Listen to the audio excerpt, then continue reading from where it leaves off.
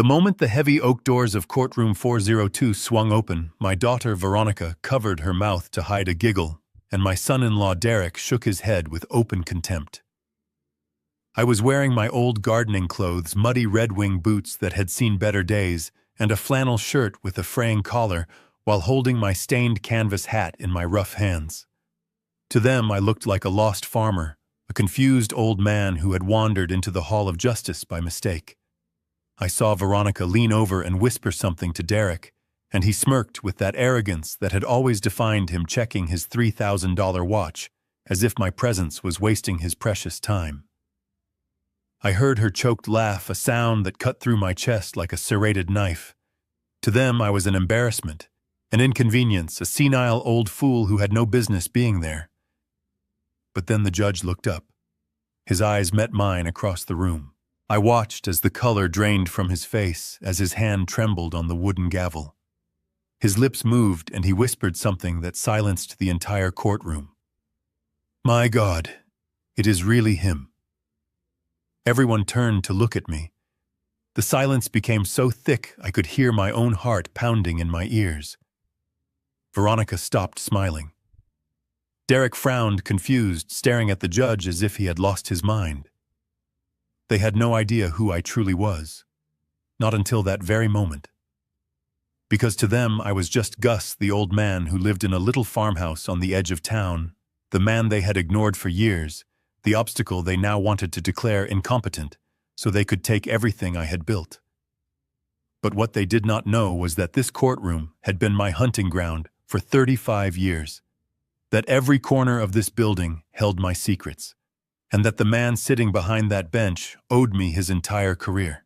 If you have ever felt that your own family cast you aside, that they treated you as if you were invisible, as if everything you had sacrificed for them was worthless, then you know exactly how I felt that morning. Let me take you back to the moment I walked through those doors just 2 minutes earlier. It was 8:55 in the morning on a Tuesday. The air in the hallway smelled of floor wax and stale coffee. My boots squeaked against the polished marble floor, leaving faint trails of dried mud with every step. I did it on purpose. I wanted them to see the dirt. I wanted them to see the poverty they thought I lived in. I walked down the center aisle, my back slightly hunched, not from age but from the weight of the betrayal I was carrying. On the left side of the room sat my daughter Veronica. She was wearing a cream-colored designer suit that probably cost more than my truck. Her hair was perfectly styled, and her makeup was flawless, covering any trace of the little girl I used to carry on my shoulders. When she saw me, she didn't wave. She didn't smile with warmth. She just let out that little cruel laugh. It was a laugh of disbelief. She turned to her husband, and I could read her lips perfectly. Can you believe he wore that? Next to her sat Derek Vance, my son-in-law. He was busy typing something on his phone, probably checking the odds on a sports bet or texting one of his mistresses. He looked up for a fraction of a second, saw my flannel shirt, and rolled his eyes. He reached out and brushed an invisible speck of dust off the lapel of his Armani suit. That gesture told me everything. In his mind, I was already dust. I was already gone. He was just waiting for the judge to sign the papers so he could sweep me into the trash bin of history. I walked to the defendant's table and sat down alone. I didn't hire a lawyer. I didn't need one. The chair creaked under my weight. I placed my old canvas hat on the table in front of me. It was stained with oil and soil, the badge of a man who works with his hands. Across the aisle, Derek's lawyer, a man named Thorne, who looked like a shark in a cheap suit, leaned over to them. I could hear his whisper clearly in the quiet room. Do not worry, folks. This will be over in 10 minutes. The old man does not even have representation. He is visibly disoriented. Look at how he is dressed. We will have that power of attorney signed before lunch. I stared straight ahead at the empty judge's bench. I did not feel shame for my clothes. I felt a deep burning shame for my failure as a father. I had raised Veronica to value character, but somewhere along the way she had started valuing price tags instead. I had led a wolf like Derek into the sheepfold, and now he was trying to eat the shepherd. I felt a vibration in my pocket. It was my old flip phone. I ignored it. I knew it was probably a notification from the bank reminding me that my accounts were still frozen thanks to the court order my own children had filed. "All rise," the bailiff bellowed, his voice bouncing off the high ceiling. The door behind the bench opened, and Judge Harold Harry Finch walked in. He was a stern man known for his zero-tolerance policy on courtroom theatrics. He moved with the heavy grace of a man who has heard every lie ever told. He sat down and adjusted his robe. He didn't look at the gallery. He just opened the file in front of him.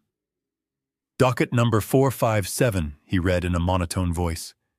"Petition for full guardianship over Augustus Sterling due to mental incapacitation and early onset dementia.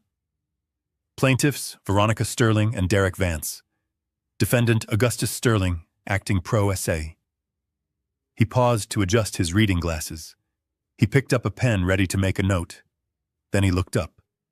He looked at the plaintiff's table first. He nodded at the shark lawyer. Then his gaze drifted to the defendant's table. To me. That was the moment time stopped. I saw the blood drain from his face instantly. It was as if he had been slapped by a ghost. His hand, the one holding the expensive fountain pen, started to shake. The pen slipped from his fingers and clattered onto the desk, rolling across the mahogany wood. The sound was like a gunshot in the silent room. Harry Finch stared at me. He stared at the flannel shirt. He stared at the muddy boots. And then he stared into my eyes. Those same eyes that had stared him down 30 years ago when he was just a terrified intern caught in a moral dilemma that almost destroyed his life. He knew these eyes. He knew the man behind the disguise. "My God," he whispered again, his voice trembling so much the court reporter stopped typing. Is that really him?" The shark lawyer stood up, looking confused. "Your Honor, is something wrong?" Harry didn't answer him. He stood up abruptly, knocking his heavy leather chair backward. It hit the wall with a loud thud. He leaned over the bench, ignoring judicial protocol, ignoring the confused murmurs from the gallery. "Mr. Sterling," he said, his voice cracking. "Gus." Veronica's smile vanished. She looked from the judge to me and back again, panic starting to flicker in her eyes. Derek stopped checking his watch. He sat up straight, sensing the sudden shift in atmospheric pressure. Why was the judge calling the crazy old man by his nickname? I didn't stand up. I just leaned back in my chair and crossed my arms over my chest. I looked Harry right in the eye, and I raised a single finger to my lips. A gesture for silence. A command. Harry froze. He understood immediately. He sat back down slowly, his eyes never leaving mine. He took a deep breath, trying to compose himself, but I could see the sweat forming on his forehead. He picked up his pen with shaking fingers. "This hearing is now in session," he announced, but his voice lacked its usual authority. It sounded terrified. Derek leaned over to his lawyer and hissed loud enough for me to hear. "What the hell is going on? Why does he look like he has seen a monster?" I smiled internally. "Oh, Derek, he has not seen a monster. He has seen the silencer. And you are about to find out exactly why they used to call me that." But before the gavel could come down, before the first lie could be told by my ungrateful daughter, my mind drifted back. I needed to remember how we got here. I needed to remember the exact moment the trap was set. It wasn't today. It wasn't in this courtroom. It started exactly 3 months ago on a rainy Saturday night at a dinner that was supposed to be a celebration, but turned into an execution. The memory hit me with the force of a physical blow. The smell of rain. The taste of expensive champagne that tasted like vinegar. The look in Veronica's eyes when she handed me the envelope. 3 months ago, I was just Gus the retiree. I drove my 1995 Ford pickup truck 2 hours through a storm to get to their estate in the gated community of Oakwood Hills. It was my 70th birthday. Veronica had called me a week before, her voice sweet like honey, asking me to come over for a small family dinner. Just us daddies, she had said. No fuss, just family. I should have known better. I should have heard the false note in her voice. But a father wants to believe his child loves him. So I put on my best Sunday shirt, polished my boots, and wrapped up the only thing of value I had left to give the antique gold pocket watch that had belonged to my grandfather. I wanted to give it to Derek as a peace offering, a sign that I accepted him as the head of the family. I parked my truck between Derek's Mercedes and Veronica's Range Rover. My old truck looked like a rust bucket sitting next to spaceships. I took a deep breath, grabbed the small gift box, and walked to the front door. I didn't know it then, but I wasn't walking into a birthday party. I was walking into an ambush. And the man who walked out of that house later that night would not be the same man who walked in. The old Gus was about to die, and Augustus Sterling, the legend of Wall Street, was about to be reborn from the ashes of a father's broken heart. The rain that night was relentless, beating against the cracked windshield of my 1995 Ford F-150 like 1,000 tiny hammers trying to break in. I remember gripping the steering wheel, my knuckles white not from the difficulty of driving, but from the sheer anxiety of what lay ahead. It was a 2-hour drive from my small farmhouse on the outskirts of town to the gated community of Oakwood Hills, where my daughter Veronica lived with her husband Derek. The guard at the security booth looked at my rusted truck with open suspicion, taking his sweet time to verify my name on the guest list, even though I had been there a dozen times before. I didn't blame him. In a neighborhood where Bentleys and Teslas were as common as mailboxes, my old workhorse looked like an intruder. I reached into my breast pocket and patted the small velvet box sitting there. Inside was my grandfather's antique pocket watch, solid gold, with an inscription on the back that read, "Time waits for no man, but honor endures forever." It was the most valuable thing I owned, not in terms of money, but in terms of soul. I had brought it as a peace offering for Derek. I knew he looked down on me. I knew he thought I was just a simple old man playing in the dirt. But I hoped that giving him this heirloom would bridge the gap between us. I wanted to show him that I accepted him as the protector of my daughter. I wanted to believe that we could be a family. I parked the truck far away from the front entrance, so I wouldn't drip oil on their pristine cobblestone driveway. I took a deep breath, grabbed the gift, and ran through the rain to the massive double doors. Veronica opened them before I could knock. She didn't hug me. She looked down at my feet immediately. "Daddy, please take off those boots outside," she said, her voice tight. "We just had the white marble in the foyer polished, and I do not want mud everywhere." That was my hello. "Happy 70th birthday, Gus. Now take off your boots and do not ruin my floor." I did as I was told, leaving my boots on the porch and stepping inside in my socks. The house was magnificent and cold. It felt less like a home and more like a museum where you were afraid to touch anything. The air conditioning was set so low it made the hair on my arms stand up. Derek was in the living room pouring himself a glass of amber liquid that probably cost more than my monthly grocery budget. He didn't offer me any. "Well, look who made it," he said, flashing that shark-like smile that never reached his eyes. "The country mouse comes to the city." "Happy birthday, Gus. You made good time for driving a heap of scrap metal." I forced a smile and handed Veronica a bottle of wine I had brought. It wasn't expensive, but it was a good vintage from a local vineyard I trusted. She looked at the label with a faint sneer and set it on a side table where it would likely stay until they threw it out. "Let us eat," she said. "The caterers are waiting." Dinner was a display of wealth without warmth. We sat at a dining table long enough to land a plane on eating tiny portions of food I couldn't pronounce. Derek spent the entire meal talking about himself. He was a developer, or so he claimed. He launched into a monologue about his latest project, Vance Heights. "It is going to be revolutionary, Gus," he said, waving his fork around. "Luxury eco-living. We are talking smart homes, solar roadways, the works. I have investors lining up around the block. We are breaking ground next month.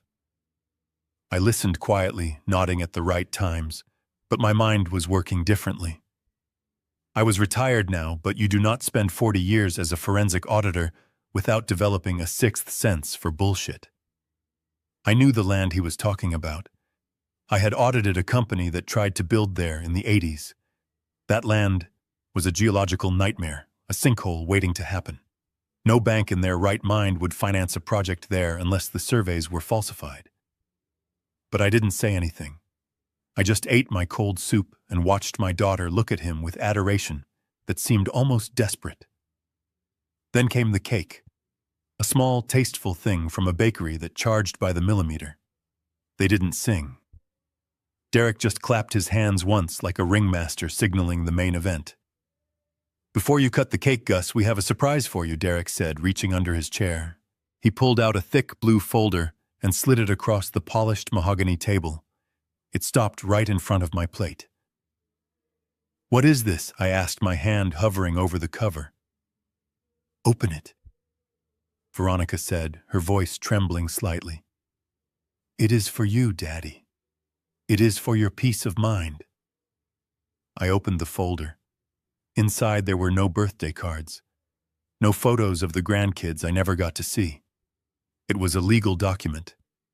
Durable power of attorney, asset management agreement, guardianship petition. I read the first paragraph and felt the blood drain from my face.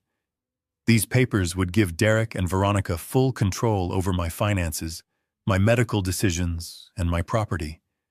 It would legally declare me incapable of managing my own affairs. "What is this supposed to be?" I asked, my voice barely a whisper.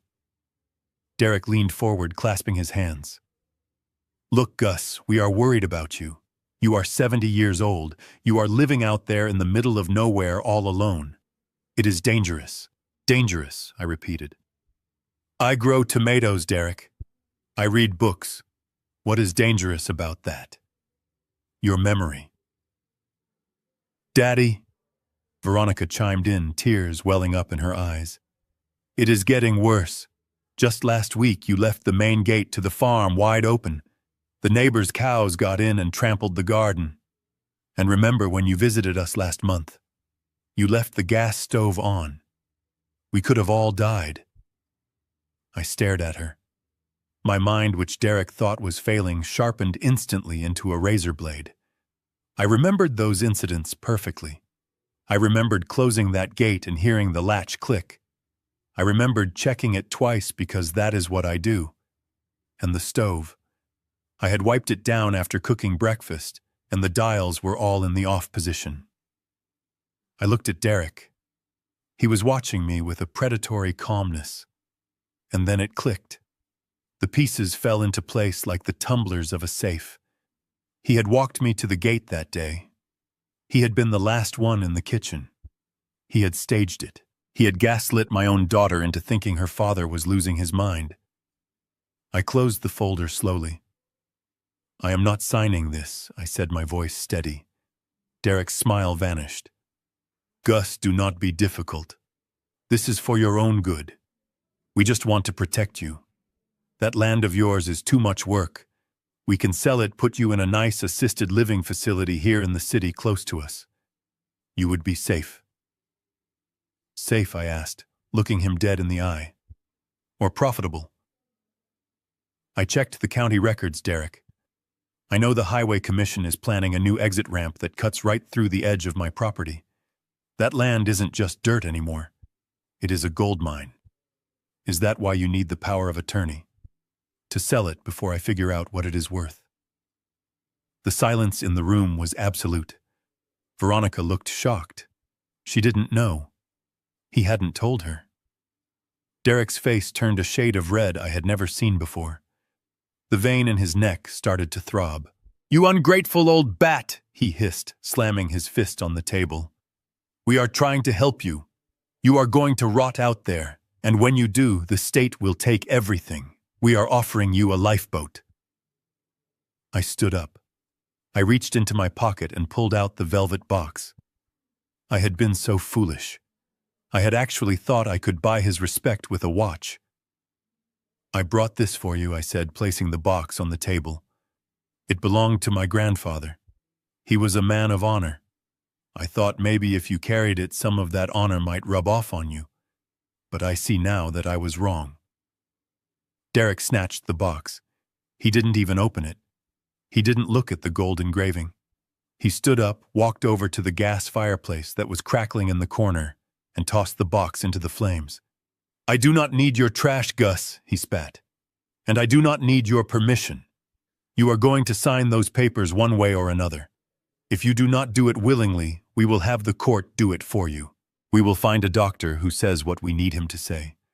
We will take everything, and you will die in a state-run nursing home wondering why you didn't just take the deal." I watched the velvet box catch fire. I watched the legacy of a good man burn because of the greed of a small one. I didn't scream. I didn't fight. I simply turned to Veronica. She was crying silently, looking down at her lap, unable to meet my gaze. She was weak. She had chosen him over me a long time ago. "Goodbye, Veronica," I said softly. I walked out of that mausoleum of a house into the pouring rain. I didn't put my boots back on. I walked in my socks through the mud, letting the cold water soak into my skin. I needed to feel the cold. I needed to freeze the pain in my heart so I could do what needed to be done.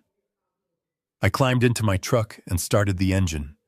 As I drove away, I didn't look back at the mansion. I looked at the road ahead. Derek had declared war. He thought he was fighting a senile old farmer.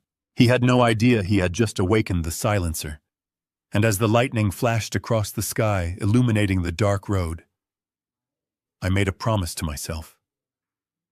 I would not just defeat him. I would dismantle him piece by piece until there was nothing left but the truth. The sun rose the next morning with a deceptive beauty that mocked the storm of the previous night. The sky was a piercing blue, and the air smelled of wet earth and pine needles.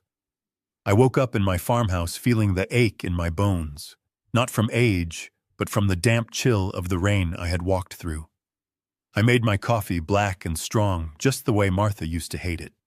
I sat on the porch for 10 minutes, watching the cardinals flit between the oak trees, trying to center myself. I knew Derek and Veronica would not wait long to make their move, but I underestimated just how fast a desperate man with gambling debts could run. I climbed into my truck and drove into town. My first stop was the First National Bank on Main Street. It was a small branch, the kind with marble counters and tellers who knew your dog's name. I needed $500. It was planting season, and I had ordered a special batch of heirloom tomato seeds from a supplier in Italy. It was a small luxury, a hobby that kept my hands busy and my mind sharp. I walked up to the counter and smiled at Brenda, a woman I had known since she was in pigtails. "Good morning, Brenda," I said, sliding my debit card across the counter. "Just a withdrawal today. $500 for the farm." Brenda didn't smile back. She looked at the computer screen and her face went pale. She typed something, frowned, and typed again. She avoided my eyes, staring intently at the monitor, as if hoping the numbers would change. "Mr. Sterling," she said, her voice barely a whisper. "I am so sorry. The system, it is not letting me process this." I felt a cold prickle at the base of my neck. "What do you mean, Brenda? Is the machine down?" She shook her head and leaned in closer, lowering her voice so the other customers wouldn't hear. "It is not the machine, Gus. Your account has been flagged.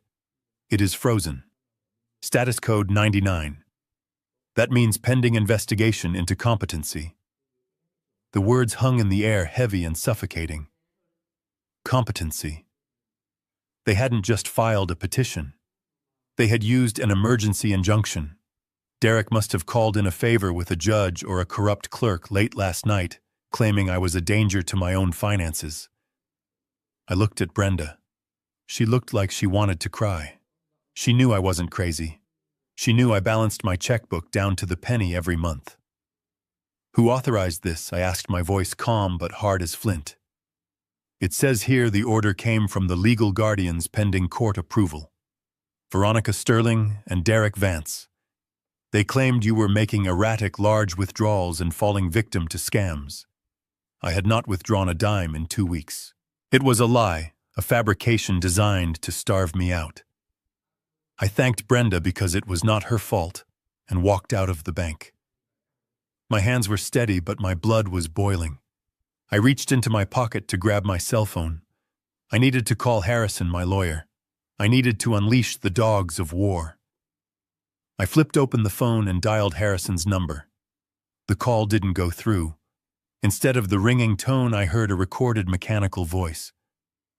"We are sorry, but this service has been suspended at the request of the account holder." I stared at the phone. I had forgotten. Years ago, Veronica had convinced me to get on a family plan. It was cheaper, she said. It was easier for her to pay the bill and have me reimburse her. I had agreed because I didn't care about phone bills. Now I realized it wasn't about convenience. It was about control. She had cut me off. No money, no communication. They were trying to isolate me to make me feel small and helpless, so I would come crawling back to them, begging for their mercy. I felt a sudden pang of hunger. I hadn't eaten dinner the night before, and my stomach was growling. I decided to go to the grocery store. I had $20 in my wallet, enough for a loaf of bread, some eggs, and maybe a newspaper. I needed to feel normal. I needed to perform a simple human act, like buying food, to prove to myself that I still existed. I walked into the market and picked up a loaf of sourdough and a carton of milk. I stood in line behind a young mother with a crying baby. When it was my turn, I handed the cashier my credit card. I knew the bank account was frozen, but I hoped the credit card, which was issued by a different bank, might still work. The cashier swiped it. Declined. She swiped it again. Declined. "Sir, do you have another form of payment?" She asked loud enough for the line behind me to hear. I felt the heat rise in my cheeks. It wasn't shame. It was fury. I was Augustus Sterling. I had audited multinational corporations. I had forced CEOs to resign in disgrace. I owned a silent stake in the very bank that had just declined my card. And here I was standing in a grocery store, unable to buy a loaf of bread because my son-in-law needed to cover his gambling losses. I put the $20 bill on the counter. "Keep the change," I said. I took the bread and walked out, leaving the milk behind. I sat in my truck and ate a piece of dry bread, my jaw aching with the effort of chewing. It tasted like ash. This was what they wanted. They wanted to reduce me to this, a scavenging animal. I drove back to the farm. I needed to regroup. I needed to access my secure laptop and bypass their blockade. But as I turned onto the gravel road that led to my property, I saw it. A sign. It was brand new, bright orange, and staked firmly into the ground right next to my mailbox. Large black letters screamed at me. Property in dispute. Legal guardianship pending. No trespassing. They had moved faster than I thought possible. They were trying to stake a claim on my land before I could even fight back. I parked the truck and ripped the sign out of the ground, throwing it into the bed of the pickup. I walked into my house. It felt different now. It didn't feel safe. It felt like a fortress under siege. I went straight to the master bedroom. I pushed aside the heavy oak dresser that had belonged to Martha. Behind it, near the floorboard, was a small panel that looked like part of the molding. I pressed a hidden latch, and it popped open. Inside was a dusty green metal ammunition box. I pulled it out and set it on the bed. My hands were covered in dust, but they didn't shake. I opened the latch. Inside was my emergency fund. I was a forensic auditor. I knew that banks could fail, that systems could crash, that enemies could freeze assets. I never fully trusted the digital world. Inside the box, wrapped in plastic bands, were stacks of $100 bills. $2,000 in total. It wasn't a fortune. It wasn't enough to buy a new life. But it was enough to survive. It was enough to buy ghost food and a cheap motel room if they managed to lock me out of the house. I counted the money. The smell of the old bills was comforting. It was the smell of independence. I put $500 in my wallet and hid the rest inside the lining of my old work boots. I looked at the picture of Martha on the nightstand. She was smiling that gentle smile that used to calm my storms. "They took my money, Martha," I whispered to the empty room. "They took my phone. They are trying to take our home. They think they have cut off my supply lines. They think I am an old man who will wither away without his creature comforts." I stood up and walked to the mirror. I looked at the man reflected there. He looked tired. He looked worn. But his eyes were clear. The fog of grief that had shrouded me for the last few years was gone, burned away by the heat of this betrayal. Derek and Veronica had made a critical error. They had stripped Gus the farmer of his resources. But in doing so, they had forced me to dig up Augustus Sterling. They thought they were burying me. They didn't realize they were planting a seed. And that seed was about to grow into a tree of poisonous fruit that they would be forced to eat. I grabbed a duffel bag. I packed 3 days of clothes, my secure laptop, which I kept offline for exactly this reason, and a small digital recorder. I wasn't going to wait for them to come with the sheriff to evict me. I wasn't going to give them the satisfaction of seeing me dragged out of my own home. I walked out the back door, leaving the keys on the kitchen table. I didn't lock the door. Let them come. Let them search. They would find nothing but the ghost of the father they had betrayed. I got into my truck and started the engine. The fuel gauge was low, but I had cash now. I drove away from the farm without looking back. The road to the Motel 6 on the edge of town was long, but I had plenty of time. My war had just begun. The neon sign of the Motel 6 buzzed with an electrical hum that sounded like an angry hornet trapped in a jar. The red light flickered rhythmically, casting a blood-colored shadow across the hood of my truck as I pulled into the cracked asphalt parking lot. It was located just off the interstate, a place where 18-wheelers idled and dreams went to die. I walked into the lobby, which smelled of industrial cleaner and stale coffee. The night clerk, a young man with headphones around his neck and eyes that looked like he hadn't slept in a week, barely glanced at me. $49.99 a night, he mumbled, popping a bubble of gum. Cash or credit? Cash, I said, sliding a $50 bill across the scratched counter. Keep the penny. He handed me a plastic key card that felt greasy to the touch. Room 112 around back. Don't lose the key. It is a $20 replacement fee. I drove around the building, dodging potholes that looked deep enough to swallow a tire. Room 112 was on the ground floor, wedged between a vending machine that only dispensed disappointment and an ice machine that roared every 15 minutes. I parked the truck, grabbed my duffel bag and the heavy leather briefcase I had retrieved from the farm. The door stuck when I tried to open it, requiring a solid shove with my shoulder to let me in. I locked the door behind me and engaged the deadbolt and the chain. It was a habit from a lifetime ago, when I used to stay in places like this, not because I was poor, but because I was hunting. When you are auditing a company that is laundering money for the cartels or the mob, you do not stay at the Ritz.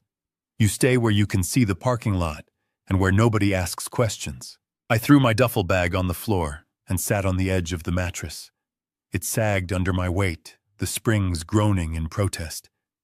Through the thin curtains, which had a tear right down the middle, the red neon light pulsed. On off. On off. Every flash illuminated the peeling paint on the wall. Outside, a semi-truck engaged its air brakes, the hiss loud and sharp, followed by the rumble of a diesel engine that shook the window pane in its frame. I reached into my breast pocket and pulled out the small framed photograph of Martha. It was my favorite picture of her, taken on our 30th anniversary. She was laughing, her head thrown back, Her eyes crinkled with pure joy. I traced the line of her jaw with my thumb, my skin rough against the smooth glass.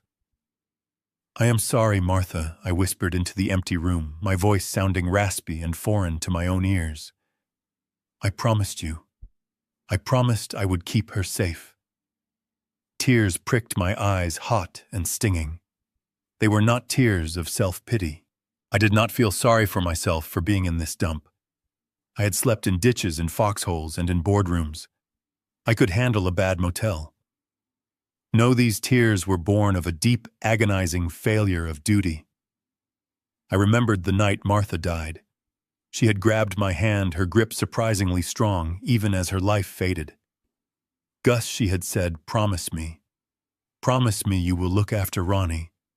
She is soft, Gus. She does not see the world the way you do. Protect her." I had promised. I had sworn it on my life. And for the last few years, I thought protecting her meant giving her space, letting her make her own mistakes, stepping back so she could feel independent. I thought protecting her meant tolerating the man she chose even if I saw the greed behind his eyes. I was wrong. I had confused protecting her feelings with protecting her future. By letting Derek run wild, I had led the wolf right to her door and invited him in for dinner. Now protecting her meant something entirely different. It didn't mean paying her bills or fixing her flat tires. It meant destroying the cancer that was eating her life. It meant destroying her husband. I wiped my eyes with the back of my hand. The sadness evaporated, leaving behind a cold, hard resolve. It was a feeling I hadn't felt in 20 years. It was the feeling of the hunt. I placed Martha's picture on the nightstand next to the bolted-down lamp. "Watch me," I told her. "Watch me keep my promise." I reached for the leather briefcase. It was scuffed and worn, the brass buckles tarnished with age, but the leather was thick and the stitching was still tight. This bag had traveled with me from New York to London to Tokyo. It had held the secrets of Fortune 500 companies and the confessions of corrupt senators. I clicked the latches open. Snap, snap. The sound was loud in the small room. Inside there were no clothes, no toiletries. There was my past. First I pulled out the recorder. It was an old Olympus digital voice recorder, not one of those new smartphone apps that send your data to the cloud. This device was offline secure and reliable. I checked the batteries. Full charge. It was ready to catch every lie, every slip-up, every whisper Derek thought was safe. Next, I pulled out the ledger. It was a black moleskin notebook, the pages graph paper. I never trusted digital spreadsheets for the initial analysis. Handwriting slows the mind down, makes you see the patterns, the anomalies. When you write a number down, you feel its weight. I placed a silver Parker Jotter pen next to it. The click of that pen used to make CFOs sweat.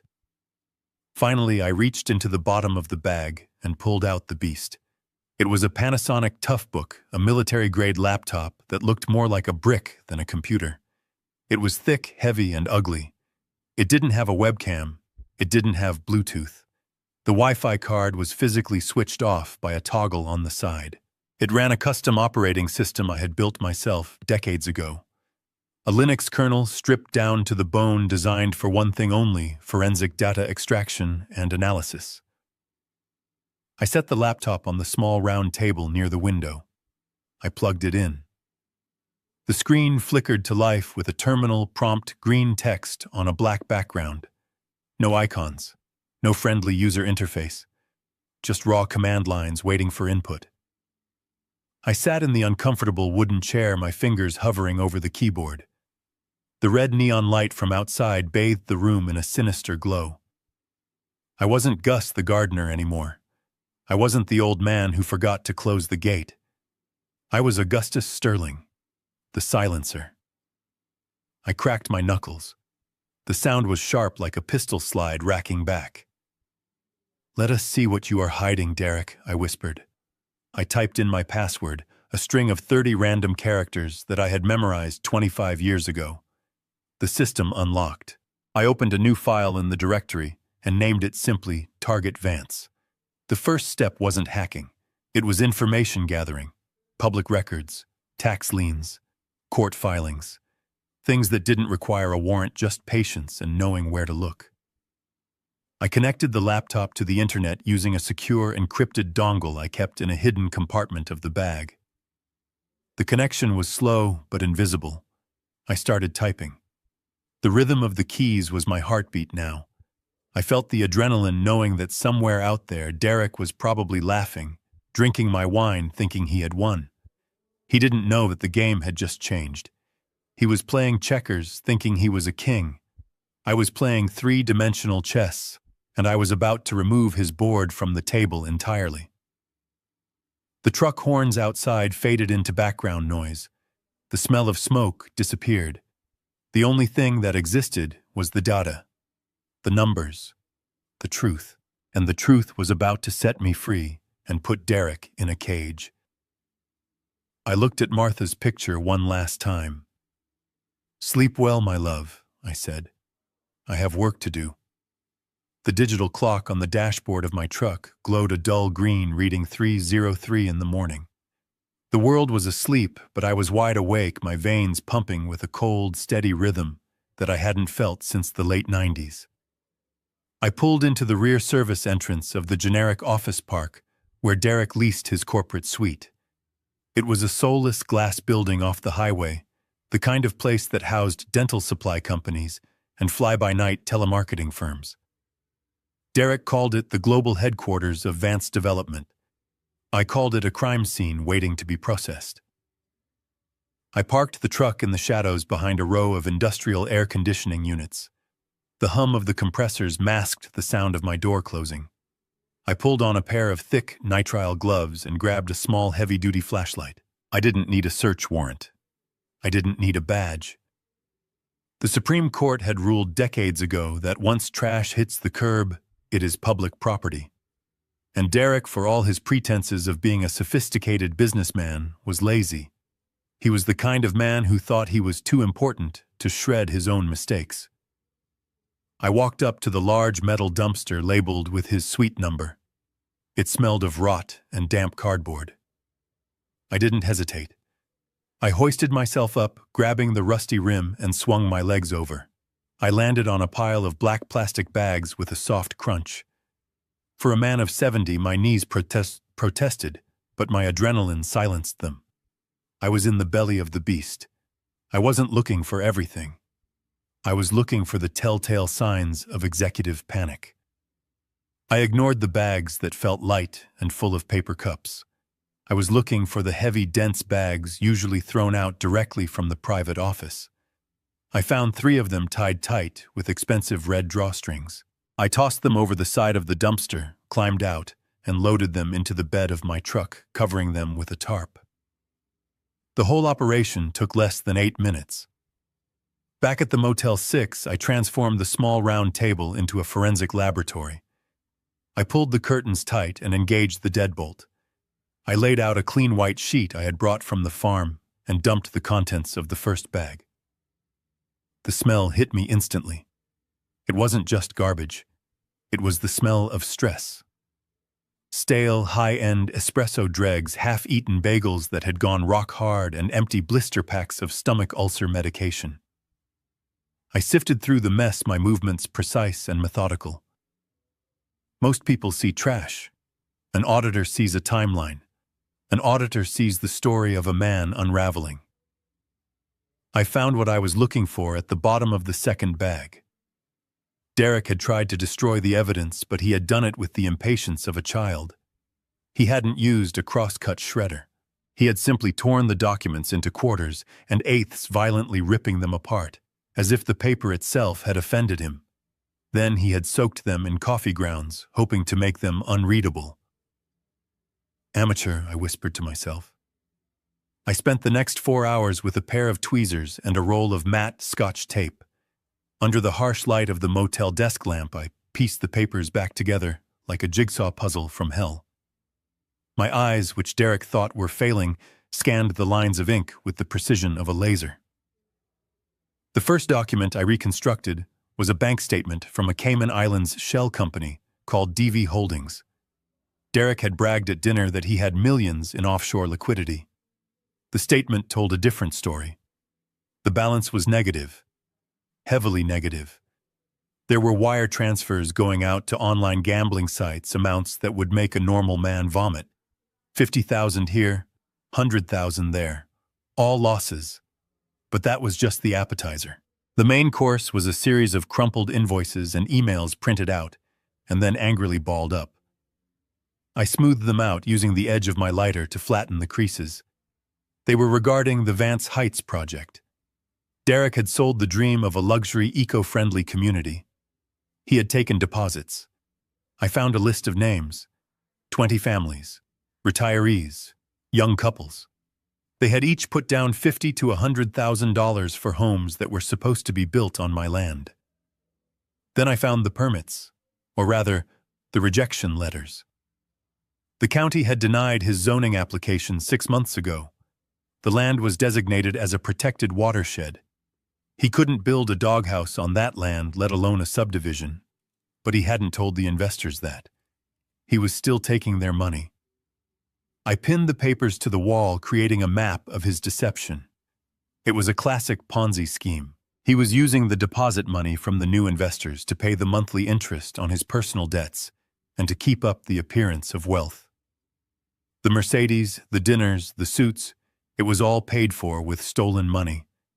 But the final piece of the puzzle, the one that made my blood run cold, was a letter I found at the bottom of the third bag. It wasn't torn. It was crumpled into a tight ball as if he had squeezed it with all his might. It was on heavy cardstock, no letterhead, just a typed message. Mr. Vance, your extension has expired. The principal amount of $4 million plus the accrued interest is due by the 15th of this month. We do not accept excuses.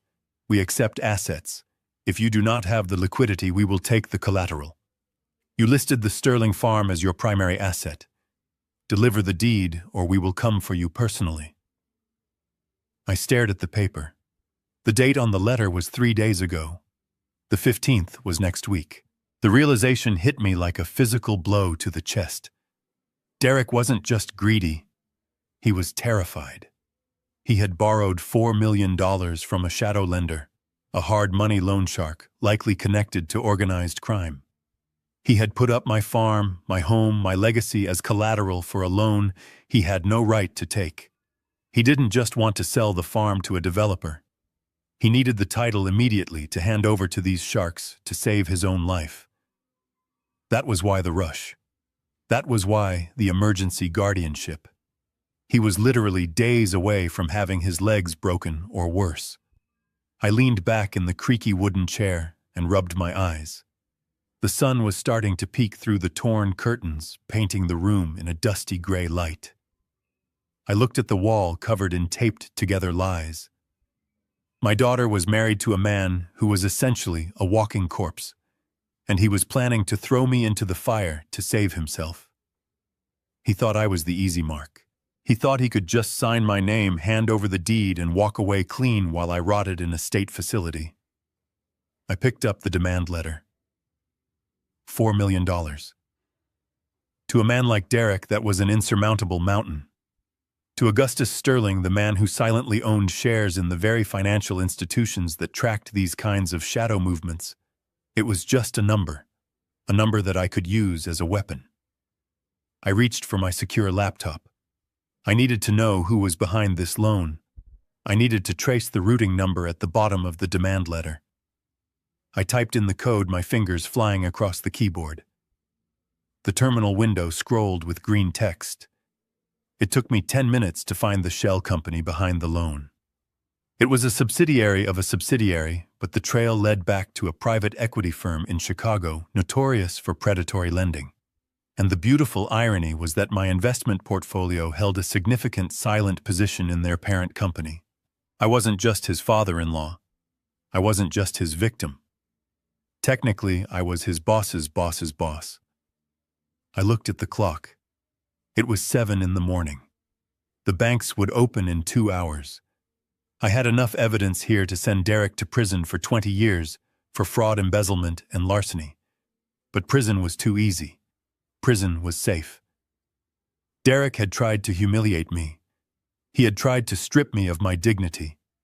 I wanted him to feel the fear he had inflicted on me.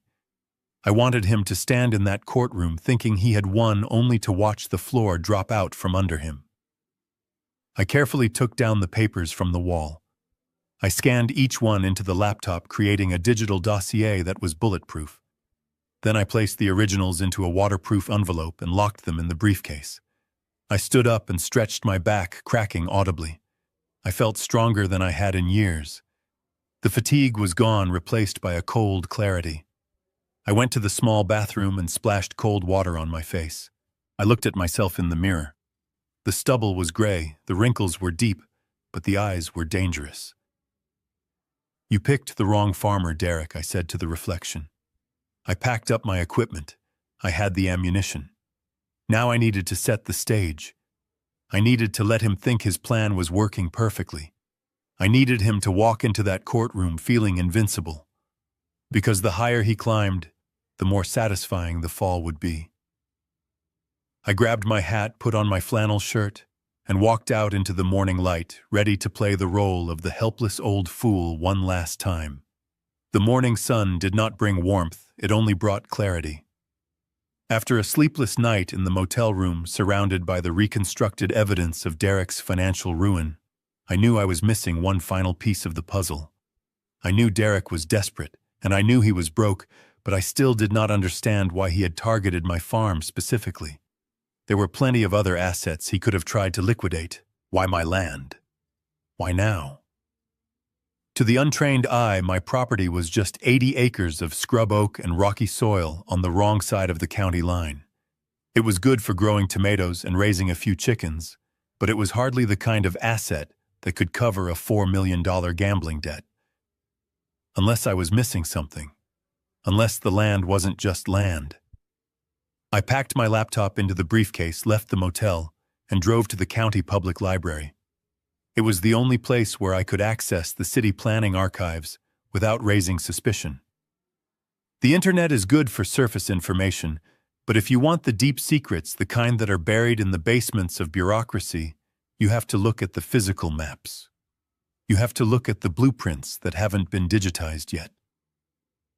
I walked into the reference section, the smell of old paper and dust filling my lungs.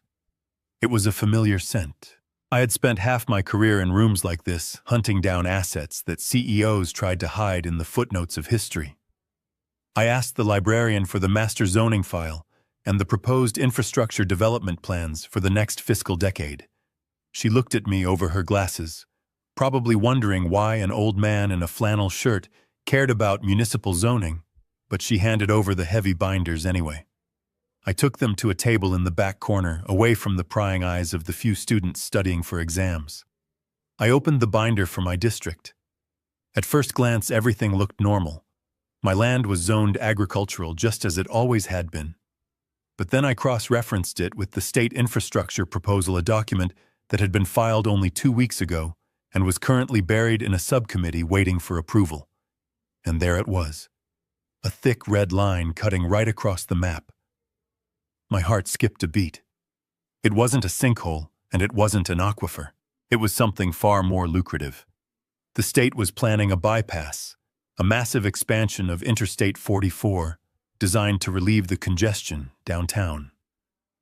And right there on page 214 was the proposed location for the main interchange. The exit ramp, the logistics hub. It was laid out perfectly. The off-ramp curved directly into the heart of my property. I sat back in the hard wooden chair and let out a low whistle. My land was no longer just a farm. In the eyes of a developer, it was the future gateway to the city. Once that highway was approved, my 80 acres would be rezoned from agricultural to commercial industrial. It would be the perfect location for a massive distribution center, a luxury outlet mall, or a hotel complex. I did the mental math quickly. As farmland, it was worth maybe $500,000 on a good day. As a prime commercial interchange with direct highway access, it was worth at least $150,000 an acre. $12 million. My hands shook slightly as I turned the page. The value wasn't speculative. It was imminent. The proposal was scheduled for a final vote in the state Senate in 45 days. Once that vote passed, the land value would skyrocket overnight. Derek knew. Somehow, that snake knew. He probably had a buddy in the planning commission, or he had overheard a tip at one of his high-stakes poker games. He knew that if he could get control of the land now, he could flip it for a fortune in 2 months. But that still didn't explain the rush. Why the emergency guardianship? Why the frantic ambush at my birthday party? If the vote wasn't for 45 days, he had time. I dug deeper. I went to the public computer terminal and logged into the county clerk's database using a guest pass. I searched for any recent filings related to my address. Nothing under my name. Nothing under Derek's name. So I searched for the shell company I had found in his trash. DV Holdings. And there it was. A document filed just 10 days ago. It was a memorandum of understanding, a pre-sale contract. Derek had already sold the land. He had signed a contract with a massive commercial real estate conglomerate out of Chicago. He had promised to deliver the deed to my farm along with the mineral and water rights within 30 days in exchange for a signing bonus of $4 million and a back-end payout of $8 million once the highway bill passed. The contract was brutal. It had a performance clause. If Derek failed to deliver the clear title by the deadline, he would be in breach of contract. He would not only lose the deal, but he would be liable for a penalty fee of $2 million. I looked at the date on the contract. He had signed it 10 days ago. That meant he had 20 days left. The pieces slammed together in my mind with the force of a train wreck. Derek didn't just need the money to pay off the loan sharks. He had already spent the money in his head. He had likely promised the loan sharks that he would pay them next month using the advance from this land deal. He was robbing Peter to pay Paul, but he didn't own Peter's wallet yet. He had sold my home out from under me before he even owned it. He was gambling with my life. But the realization that truly terrified me wasn't about the money. It was about Veronica. I stared at the glowing screen, the cursor blinking next to Derek's digital signature. He had signed as the authorized agent of the estate. He had lied on a legal document claiming he already had the authority to sell. If this deal fell through, Derek wouldn't just be broke. He would be destroyed. The loan sharks would come for his legs. The real estate conglomerate would sue him for millions.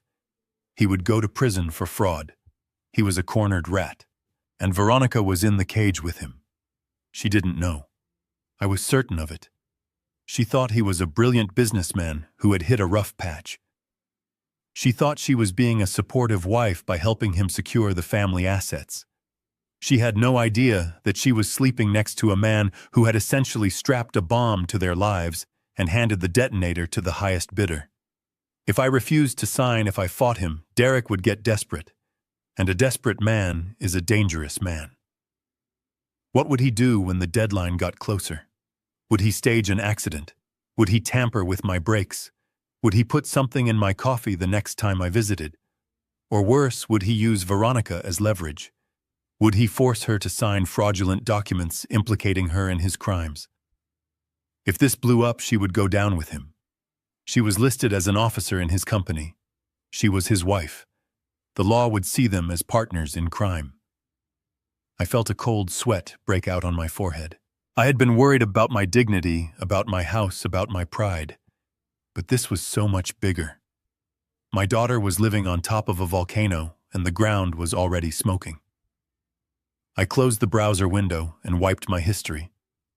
I walked out of the library into the bright afternoon sun, but I felt like I was walking through a graveyard.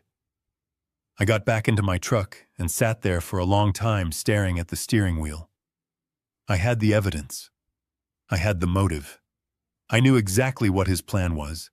He needed me declared incompetent so he could sign the transfer of deed as my guardian. That was the only way he could deliver the land in time.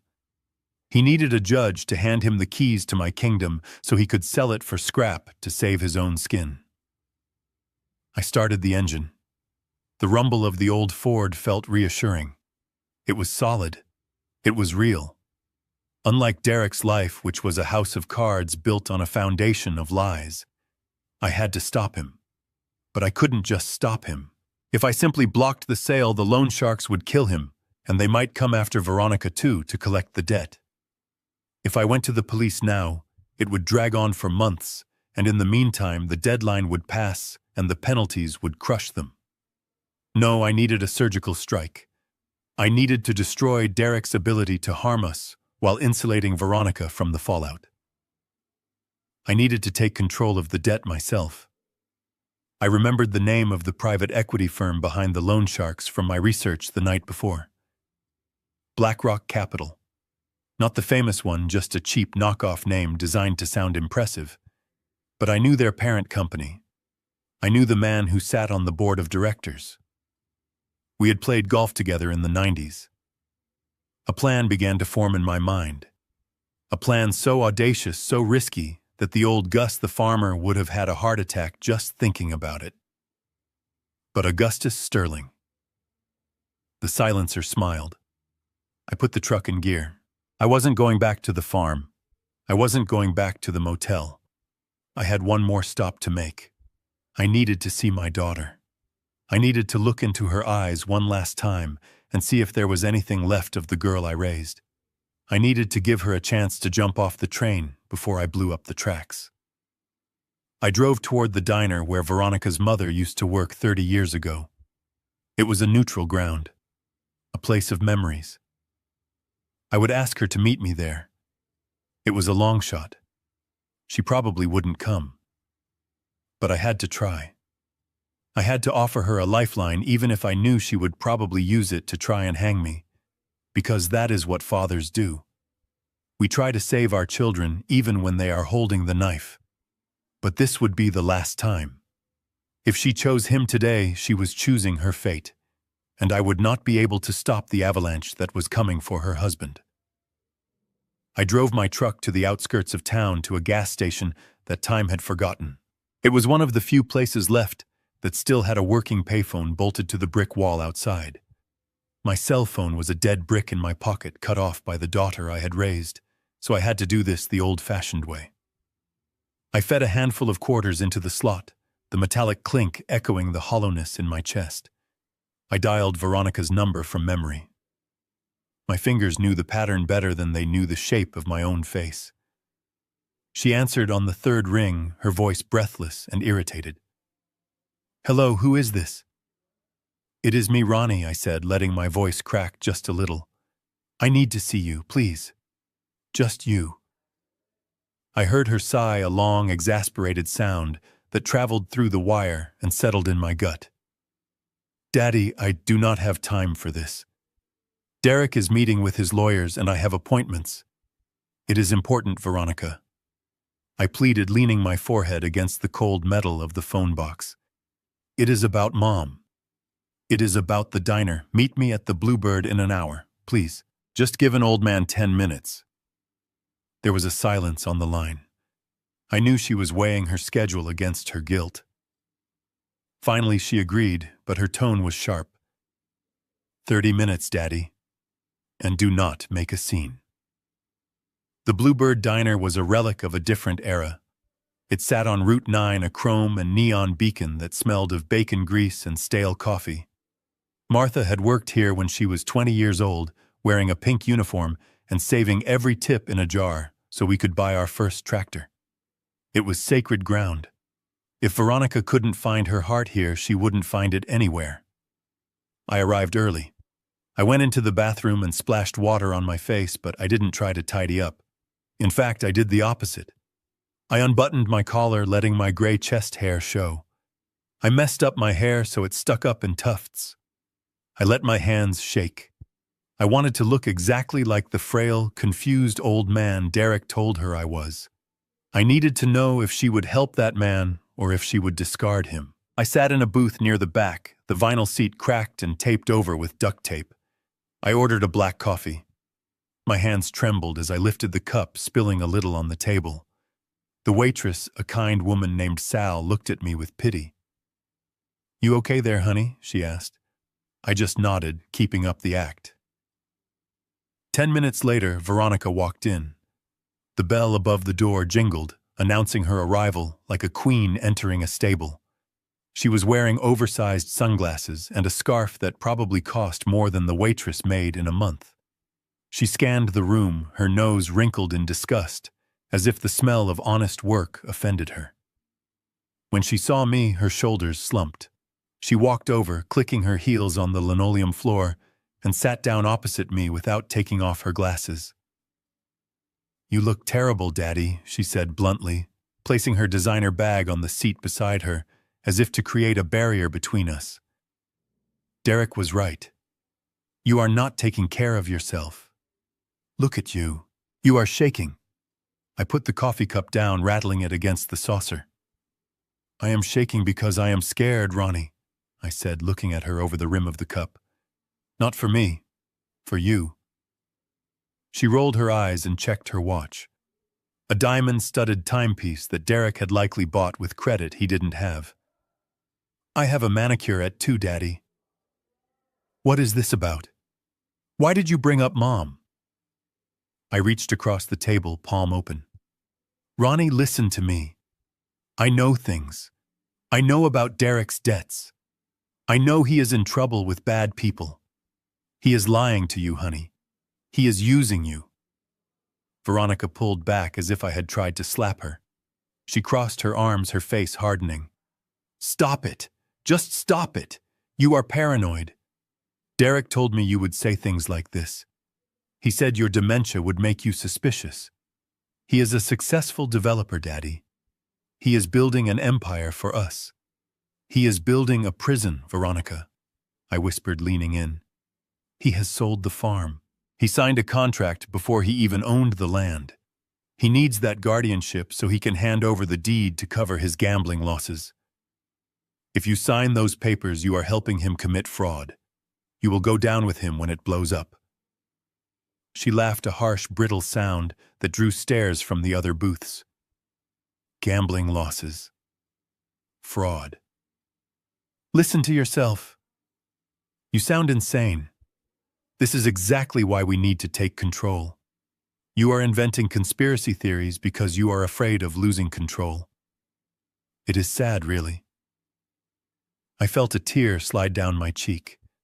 It wasn't part of the act. "Ronnie, look at me. I am your father. I carried you on my shoulders. I taught you to ride a bike. Have I ever lied to you? Have I ever hurt you?" She hesitated for a fraction of a second. I saw a flicker of doubt behind those dark glasses, but then she looked at her watch again. She thought about her mansion. She thought about her status. She thought about the life Derek promised her. "You are sick, Daddy," she said, her voice cold again. "You need help. Professional help." I took a deep breath. I had one card left to play. The most dangerous one. "Leave him, Ronnie," I said, my voice steady and low. "Leave him today. Pack a bag. Come with me. I will take care of you. I have resources you do not know about. I can protect you. We can fix this. Just you and me, like before." She stared at me. For a moment I thought I had reached her. I thought the daughter who used to bring me lemonade in the garden was still in there somewhere. But then she shook her head, a look of pity and disgust crossing her face. "Resources," she scoffed. "You cannot even buy a sandwich, Daddy. Your account is frozen. You are living in a motel. I saw your truck outside. It is an embarrassment." She reached into her purse. I watched her movements in slow motion. She pulled out a crisp leather wallet and extracted a single $100 bill. She folded it in half and slid it across the table, avoiding my hand as if I were contagious. "Here," she said, her voice dripping with condescension. "Take this. Get yourself a hot meal and maybe a haircut. And stop this nonsense." I looked at the money. Benjamin Franklin stared back at me, green and judging. It was a handout, a bribe, a way to pay off her conscience so she could go get her nails done without thinking about her father rotting in a motel room. "Do not embarrass me anymore," she hissed, leaning in close. "Sign the papers, Daddy. Do it for your own good. We found a lovely facility for you. It is high-end. They have a garden. You can grow your tomatoes there and stop worrying about things you do not understand. Derek is trying to save you from yourself. Stop fighting him." She stood up, smoothing her skirt. "I have to go. My nail tech charges for cancellations." She turned and walked away. The bell jingled again. She didn't look back. She walked out of this diner, out of my life, and straight back into the arms of the man who was using her as a human shield.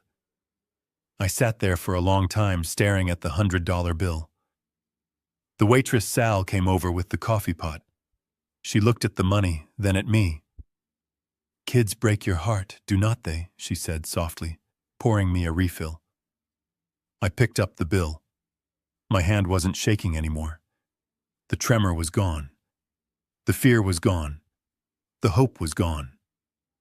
"Yes, Sal," I said, my voice clear and strong. "They do. But sometimes you have to let them break so you can fix them properly."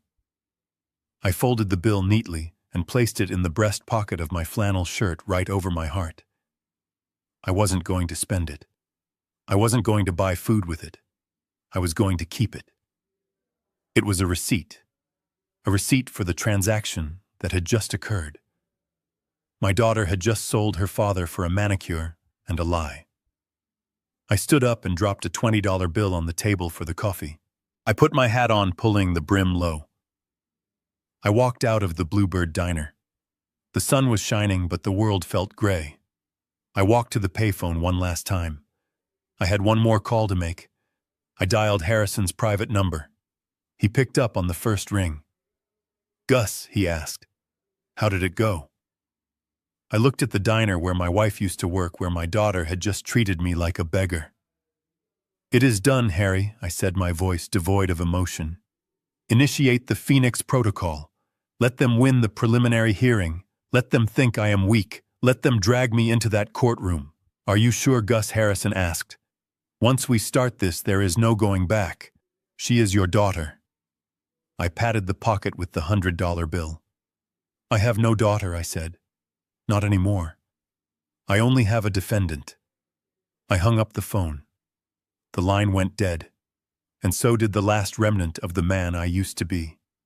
Augustus Sterling was back, and he was coming for blood. Back in the suffocating confinement of room 112 at the Motel 6, I put on my headphones and adjusted the volume on the receiver. The digital recorder was picking up a signal from the bug I had planted in Derek's office during my midnight trash run. It was a simple device, a relic from the Cold War era, but it transmitted with crystal clarity. The sound of Derek's voice filled my ears, arrogant and loud, overlaying the hum of the motel's air conditioner. He was on the phone, and the conversation I heard made the bile rise in my throat. He wasn't talking to a contractor or a banker. He was talking to a man named Dr. Aris. I knew Aris by reputation. He was a psychiatrist who operated out of a strip mall clinic, a man who had lost his hospital privileges years ago for overprescribing opioids, but who had found a lucrative niche market in providing expert testimony for high-conflict divorces and contested wills. He was a gun for hire with a medical degree. "So let me get this straight, Doc," Derek was saying, his voice dripping with greasy charm. "You review the file I sent over, the one with the notes about the open gate and the stove, and you can give a professional opinion without actually examining him." There was a pause, and then Aris's voice slithered through the speaker, smooth and transactional. "Hypothetically speaking, Mr. Vance, if the behavioral evidence is consistent, I can sign an affidavit attesting that the subject exhibits classic signs of stage 4 Alzheimer's with paranoid delusions. Paranoid delusions are key. It explains why he would refuse help or act hostile toward loving family members. It invalidates his testimony. If he says you are stealing from him, well, that is just the disease talking." "Exactly," Derek laughed, a sound that made me grip the edge of the table. That is exactly what I need. And the fee? 5,000, Iris replied. Cash. Half now, half when the judge signs the order. Done, Derek said. I will have a courier drop it off this afternoon. Make it look scary, Doc. Use all the big Latin words. I want the judge to think letting him walk free is a public safety hazard. I took off the headphones and set them down gently. They were planning to lobotomize me legally. They were going to paint me as a raving lunatic to invalidate everything I knew. It was a classic move. Discredit the witness before he can take the stand. If I walked into court claiming Derek was a fraud and I had a medical diagnosis of paranoia attached to my name, no one would believe me. I would just be the crazy old man shouting at clouds. But Derek had made a fatal assumption. He assumed I was actually sick. He assumed that if I went to a doctor, the results would be ambiguous enough to support his lies. He didn't know that my mind was the only thing I had kept perfectly sharpened over the last 40 years. I needed to prove my sanity. But I couldn't just go to a local doctor. Derek might have gotten to them too. I needed indisputable proof. I needed the gold standard. The next morning at 4 a.m., I drove 3 hours east to the University State Hospital, the most prestigious neurological research center in the region. I checked in under my real name, but I used my old passport for identification, the one that didn't have my current address. I paid in cash so there would be no insurance trail for Derek to find. I requested a full cognitive battery. The works. The next 6 hours were grueling but exhilarating. I sat in a sterile white room while a team of young, earnest neurologists ran me through the ringer. I took the Wechsler Adult Intelligence Scale. I took the mini mental state examination. I did memory recall tests that required me to repeat strings of numbers backward and forward. I underwent a functional MRI to map the electrical activity of my brain. I felt like an athlete back on the field. My brain, which had been starved of intellectual challenge for so long, woke up. It roared to life. I remembered sequences they showed me for 3 seconds. I solved logic puzzles faster than the residents could time them. I recited the details of a story they had read to me an hour prior, word for word, including the inflection of the reader's voice. At the end of the day, the lead neurologist, Dr. Chen, came in holding a thick file. He looked bewildered. "Mr. Sterling," he said, adjusting his glasses. "I have to be honest. We usually see some cognitive decline in men of your age. It is natural. But your results are, well, they are anomalous." "Anomalous good or anomalous bad?" I asked, buttoning my flannel shirt. "Extraordinary," he corrected himself. "Your IQ tested at 145. That is in the 99th percentile. Your recall is near eidetic. There is absolutely no sign of beta amyloid plaque buildup in your MRI. Your brain is not shrinking, Mr. Sterling. If anything, it is hyperactive. You have the cognitive processing speed of a 30-year-old. You are not only competent, you are likely the sharpest person in this building." I smiled. "Can you put that in writing, doctor? A certified affidavit with the hospital seal?" He did. I walked out of that hospital with a sealed envelope that was my shield. It was the bulletproof vest that would stop Dr. Aris's poison. But a shield wasn't enough. I needed a sword. And to use the sword effectively, I needed Derek to drop his guard. I needed him to be so confident, so arrogant, that he wouldn't bother to double-check his facts. I needed him to believe he had already won. I drove back to the motel and opened my laptop. It was time to do a little creative writing. I opened a graphic design program and pulled up a template I had created years ago for sting operations. I crafted a fake medical report. I used the logo of a mediocre walk-in clinic on the other side of the county. I created a fictional doctor named Dr. A.J. Smith, a name so generic it defied suspicion.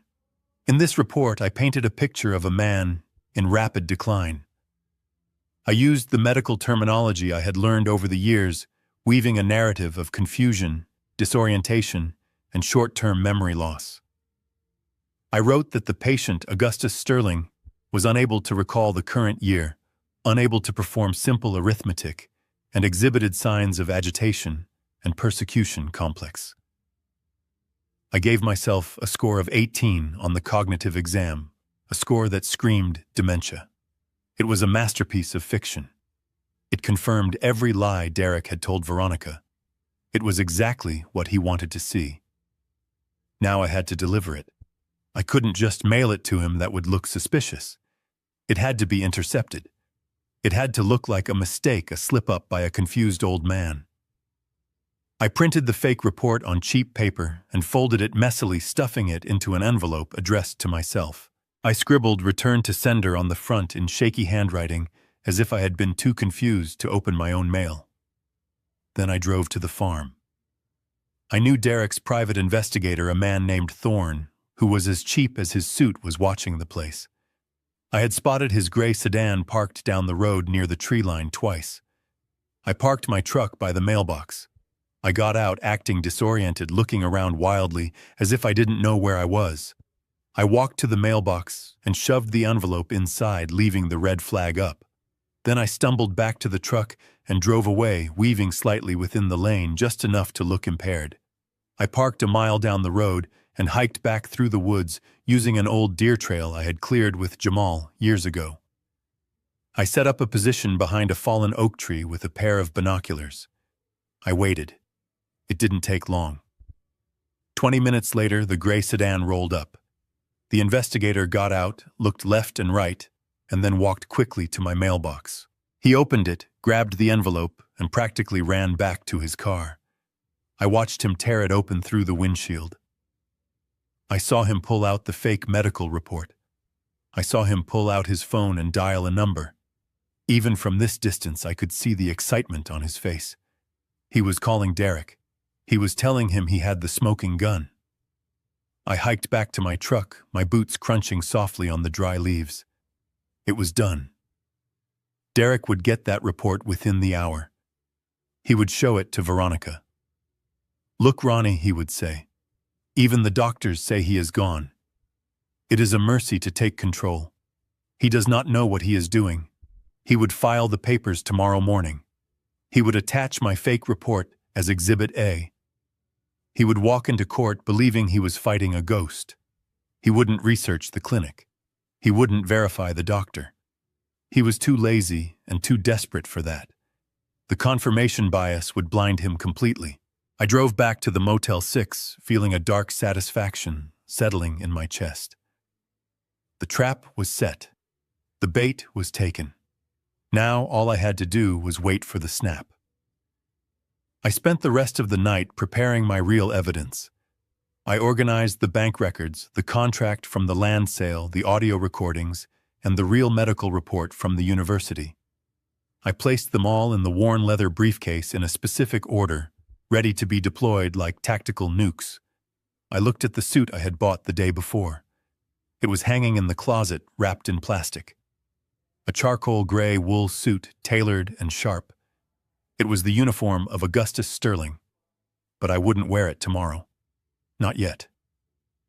Tomorrow I would wear the costume Derek expected. I would wear the flannel and the mud.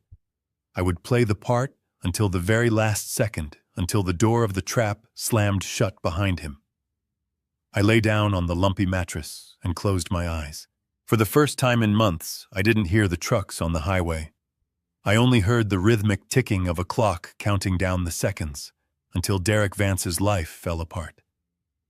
The silencer was ready, and the courtroom was waiting. The sun filtering through the high windows of courtroom 402 seemed to spotlight the dust motes dancing in the air, a stark contrast to the heavy, suffocating tension that had settled over the room. Judge Finch sat back in his leather chair, his face a mask of professional neutrality, though I could see the sheen of sweat on his upper lip. He knew who I was, but he also knew the law. He had to let the play run its course. He had to give Derek enough rope to hang himself. Derek's lawyer, Mr. Thorne, stood up, buttoning his cheap suit jacket. He walked to the center of the room, holding the fake medical report I had planted as if it were the 10 Commandments. "Your Honor," Thorne began, his voice booming with theatrical concern. We are not here to punish Mr. Sterling. We are here to save him. The evidence is irrefutable. Exhibit A clearly shows a diagnosis of advanced dementia and paranoia. Exhibit B photographs of the defendant living in a squalid motel room, unable to maintain his own hygiene or finances. He is a danger to himself. He is a man lost in the twilight of his life, and my clients, his loving daughter and son-in-law, simply wish to guide him into a safe harbor. He turned to look at me, a look of practiced pity plastered on his face. Look at him. Your Honor, he is confused. He is disheveled. He likely does not even understand why he is here today. Granting this guardianship is not just legal, it is an act of mercy. Derek nodded solemnly from his table, dabbing his dry eyes with a handkerchief. Veronica looked down, her hands twisting in her lap. She believed it. She believed the lie because it was easier than facing the truth. Thorne sat down looking like a cat that had just eaten the canary. Judge Finch cleared his throat. He looked at me, his eyes searching mine for a sign. Mr. Sterling, he said, his voice steady but respectful. You have heard the petition. You have the right to counsel. Do you wish to request a court-appointed attorney, or do you have representation present? The room went silent. Derek smirked, expecting me to mumble or ask for a delay. I stood up. I didn't push the chair back noisily. I rose with the fluid-controlled power of a man who has spent 40 years dominating boardrooms. I straightened my spine. I adjusted the collar of my flannel shirt as if it were a silk tie. I looked directly at Harry Finch. No, Your Honor, I said. My voice was no longer the raspy whisper of a broken old man. It was a baritone weapon, polished and cold. I do not require an attorney. I will represent myself pro se. Thorne laughed, a short barking sound. Your Honor, surely you cannot allow this. The man is medically incompetent. He cannot represent himself. It is a mockery of the court. Overruled, Finch said sharply, slamming his gavel down before Thorne could finish. Mr. Sterling has the right to be heard. Proceed, Mr. Sterling. I walked out from behind the defendant's table. I didn't walk with a limp. I walked with purpose. I approached the witness stand, where Derek had been called to testify earlier regarding the value of my estate. I looked at Derek. He looked back, his eyes narrowing. He sensed the change. He saw the predator behind the prey's mask, but he was too arrogant to run. Mr. Vance, I began, my voice filling the room without the need for a microphone. You stated under oath 5 minutes ago that my farm is essentially worthless. You called it a burden. You said the soil is toxic and the location is undesirable. Is that correct? Derek leaned into the microphone, his smile condescending. That is right, Gus. It is a money pit. We just want to get it off your hands so you do not have to pay the property taxes anymore. We are doing you a favor. A favor, I repeated, tasting the word. Interesting. So if the land is worthless trash, why did you file a memorandum of understanding with the Nexus Development Group 10 days ago? Derek's smile faltered. His eyes flicked to his lawyer, then back to me. I do not know what you are talking about. You are confused, Gus. I reached into my worn leather briefcase. I didn't pull out a sandwich or a dirty rag. I pulled out a crisp, clean document with a blue legal cover. I walked up to the witness stand and placed it in front of him. Refresh your memory, Derek, I said softly. This is a contract dated March 12th. It is signed by you as the authorized agent of the Sterling estate. It details the sale of my 80 acres for the sum of $12 million pending the approval of the state highway expansion. The room erupted. Veronica gasped loudly, her hand flying to her mouth. The gallery murmured. Thorne stood up, objecting loudly about relevance and authentication, but I ignored him. I kept my eyes pinned on Derek. He picked up the document, his hands shaking uncontrollably. The paper rattled against the wood of the stand. He looked at the signature. His signature. I do not... This is—" he stammered, the sweat breaking out on his forehead, instantly washing away his composure. "And tell me, Mr. Vance," I continued, relentless, "if the land is worthless, why does this bank statement from your Cayman Islands shell company DV Holdings show a wire transfer deposit of $500,000 from Nexus Development on that same day? A deposit labeled signing bonus." I pulled out the second document, the bank record I had reconstructed from his trash. I slammed it down next to the contract. Derek turned a shade of gray that looked like wet cement. He looked at Veronica. She was staring at him, her eyes wide with horror and realization. She hadn't known. He had sold her father's home for $12 million and told her it was worthless. He had pocketed $500,000 while she gave me a $100 bill for charity. "You lied to the court, Derek," I said, leaning in close so only he could hear the steel in my voice. "You committed perjury. But that is the least of your problems. Because you spent that deposit, didn't you? You sent it to a sportsbook in Las Vegas, and now the loan sharks are calling." Derek looked at me, and for the first time I saw genuine terror. He realized that the old man in the flannel shirt knew everything. He realized he wasn't looking at a victim. He was looking at his executioner. "Your Honor," Thorne shouted, desperate to regain control. "This is ambush by trial. These documents are not verified.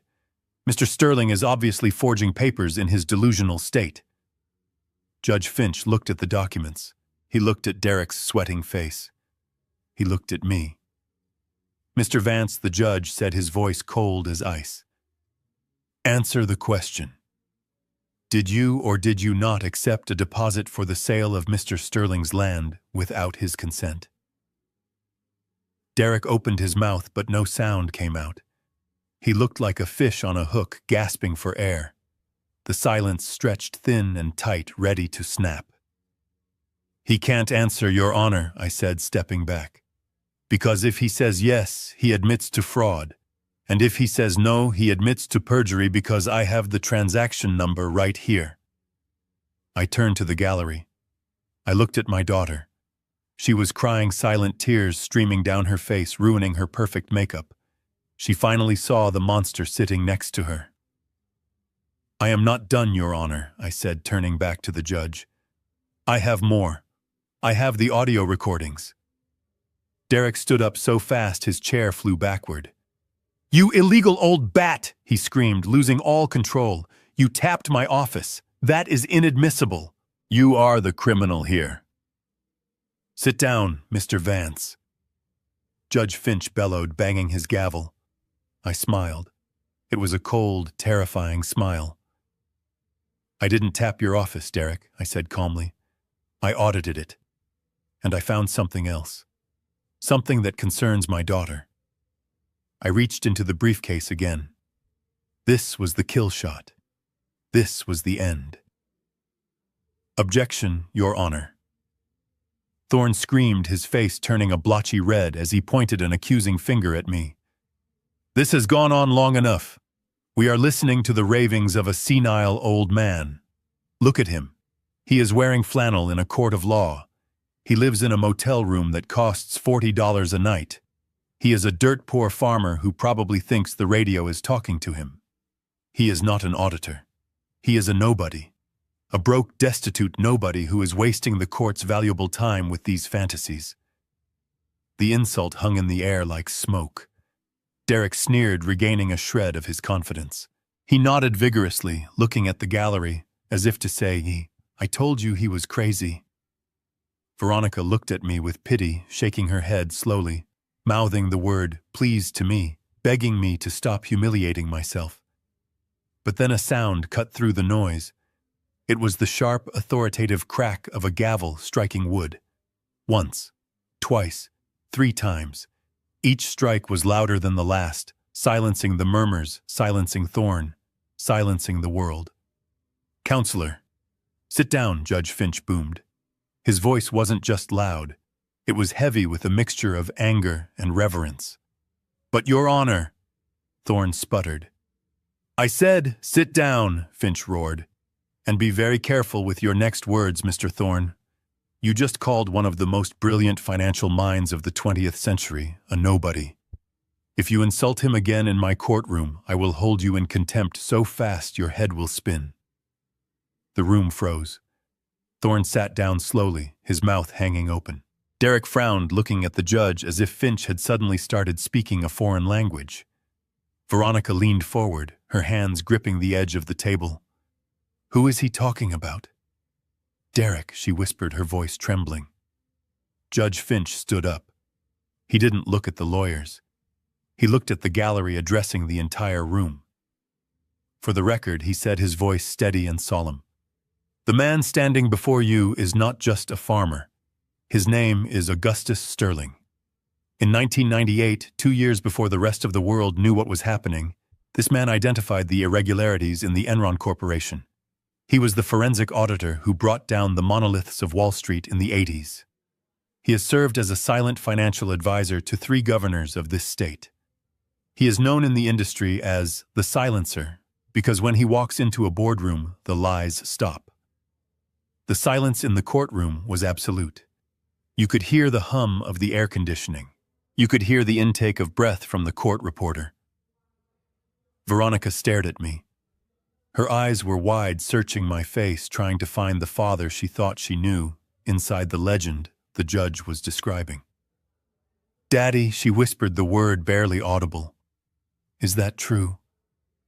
I didn't look at her. I couldn't. Not yet. I kept my eyes locked on Derek. The color had drained from his face completely. He looked like a man who had just realized he was standing in a cage with a tiger he thought was a house cat. Thorne tried to rally. "Your Honor, with all due respect, that was decades ago. Past glories do not change current realities. The man is clearly destitute. He has no assets. He cannot even afford a suit." I laughed. It was a dry, humorless sound. "Destitute," I repeated. "Is that what you think?" I walked back to the defendant's table. I picked up my worn leather briefcase. It looked old. It looked cheap. But what was inside was worth more than Derek's entire life. I placed it on the railing of the witness stand, right in front of Derek's sweating face. I clicked the latches open. The sound echoed in the quiet room. Snap. Snap. I didn't reach for a ham sandwich or a dirty rag. I reached into the main compartment and pulled out a thick document bound in heavy cream-colored linen paper. It bore a gold-embossed seal on the cover. I held it up for the court to see. "This," I said, my voice projecting to the back of the room, "is the incorporation document for Sterling and Partners. It is a private equity fund. My fund. I founded it 40 years ago. I am the sole majority shareholder." I dropped the document on the ledge in front of Derek. Derek looked at it. He saw the seal. He saw the names. He saw the valuation. "But you drive a truck." He stammered, his mind unable to reconcile the image of the gardener with the reality of the tycoon. "You live in a shack." "I live where I choose to live, Derek," I said coldly. "I drive a truck because it is reliable. Unlike you, I do not need to wear my money to know I have it." I reached into the briefcase again. "You said I was broke, Derek. You said I needed your help to manage my finances.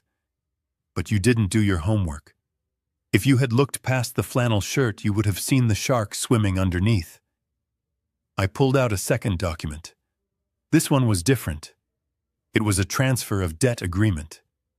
It was stamped with the logo of BlackRock Capital, the predatory lending firm that held Derek's gambling debts. I walked closer to him. I was close enough to smell his fear. It smelled like cheap cologne and sweat. "Do you recognize this, Derek?" I asked, holding the paper up. He squinted. He read the header. His eyes bulged. He started to shake his head, a jerky spasms motion. "No. No, that is impossible." "It is very possible," I said. "You see, when I audited your trash, I found your demand letters. I found out you owed $4 million to BlackRock. I know they threatened to break your legs. I know they gave you until the 15th to pay up or hand over my farm." I paused, letting the information sink in. Veronica let out a small, strangled sob. She finally understood. Her husband hadn't been trying to save me. He had been trying to save himself from a death sentence. I did some calling around, I continued. It turns out I own a significant silent positions in the parent company that owns BlackRock. They were very happy to sell me your debt portfolio. I bought it this morning. I wired the $4 million from my motel room. I slapped the paper down on top of the incorporation documents. Derek flinched as if I had hit him. "You do not owe the bank anymore, Derek," I said, my voice dropping to a whisper that carried the weight of a tombstone. "You do not owe the loan sharks. You owe me. I am your creditor. I own your debt. I own your house. I own your car. I own every single thing you think is yours." Derek looked at me with pure, unadulterated horror. He looked at the judge begging for intervention, but Finch just sat there, his face grim, watching justice unfold. "You bought my debt," Derek whispered, his voice cracking. I leaned in. "Yes, and I am calling it in, right now." I turned to the judge. "Your Honor, this man is not a concerned family member. He is a debtor attempting to defraud his creditor. He filed this guardianship petition solely to seize the collateral for a loan that I now hold. This is not a family matter. This is attempted grand larceny." Thorne, the shark lawyer, looked at the documents. He looked at Derek. He closed his briefcase. I request a recess," Thorne stammered. "I need to consult with my client." "Sit down, Thorne," I barked, not waiting for the judge. "There is no recess. There is no consultation. We are finishing this now." I turned back to Veronica. She was standing up now, her hands covering her mouth, tears streaming down her face, ruining the makeup she had applied so carefully that morning. She looked at Derek with a mixture of revulsion and disbelief. She looked at me with shame. "Daddy," she cried. "I didn't know. I swear I didn't know he owed money. He told me he was investing. He told me we were rich." "You are not rich, Ronnie," I said, my voice softening just a fraction for her. "You are broke. He spent it all. He spent your savings. He mortgaged your house to the hilt. And when that wasn't enough, he tried to sell my home to cover his mistakes." I pointed at Derek. "He was going to sign my deed over to them, Ronnie. And when the money ran out again, do you think he would have stopped? He would have sold you next." Derek slumped in his chair. The arrogance was gone. The bravado was gone. He was just a small, scared man in an expensive suit that he couldn't pay for. "It was just business, Gus," he mumbled, looking at the floor.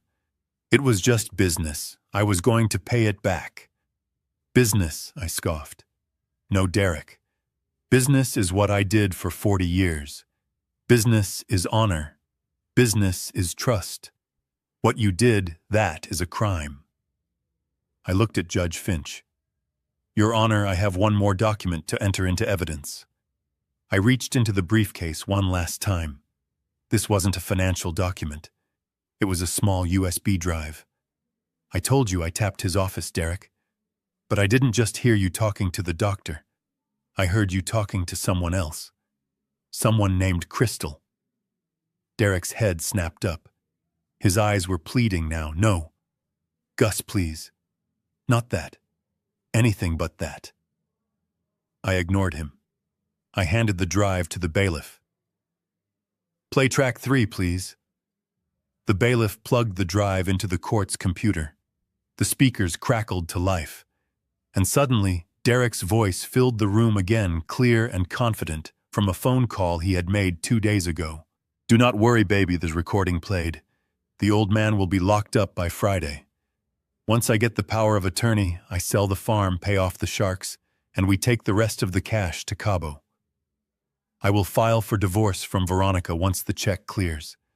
She is so stupid she will never see it coming. She actually thinks I am doing this for her now. The recording ended with the sound of Derek laughing. The silence that followed was heavy, suffocating. Veronica didn't scream. She didn't faint.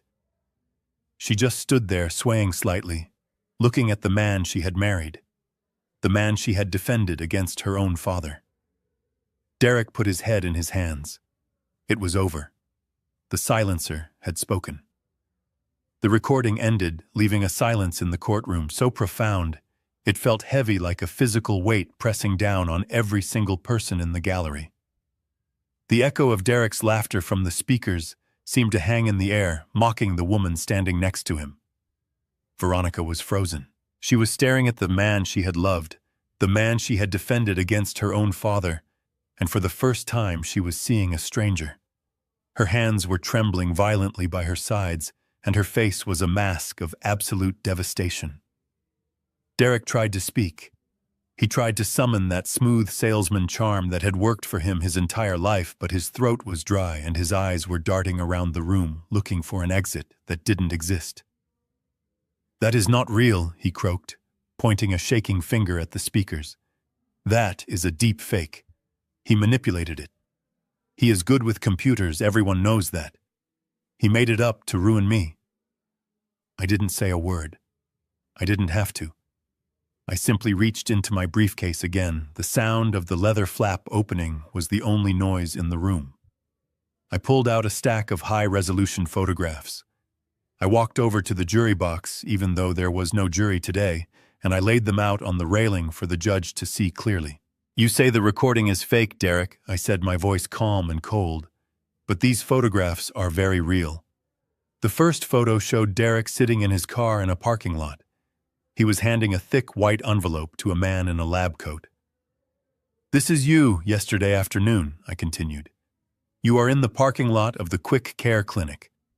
And the man taking that envelope is Dr. Aris, the man who signed the affidavit, declaring me incompetent without ever meeting me."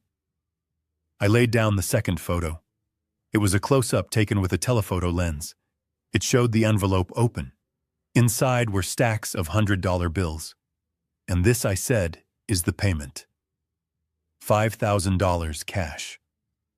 Bribing a medical professional to falsify a diagnosis is a felony, Derek. It is also a violation of federal healthcare laws. Derek looked at the photos. His knees buckled and he had to grab the edge of the defense table to keep from falling. His lawyer Thorne picked up the photos, looked at them once, and dropped them as if they were burning coals. He stepped away from Derek, creating a physical distance between himself and his client. He knew the ship was sinking, and he wasn't going down with the captain. "But I am not done," I said, turning my back on Derek and facing my daughter. "Veronica, look at me." She looked up. Her eyes were red and swollen. She looked like a child who had just found out Santa Claus was dead. "He didn't just cheat on you, Ronnie," I said, softening my voice just enough for her to hear the truth beneath the anger. "He stole from you. He stole your future." I picked up the final document from my briefcase. It was a loan application for the $4 million he owed to BlackRock Capital. I walked over to her and held it up. "Look at the signature line," I commanded. She squinted through her tears. She saw her name.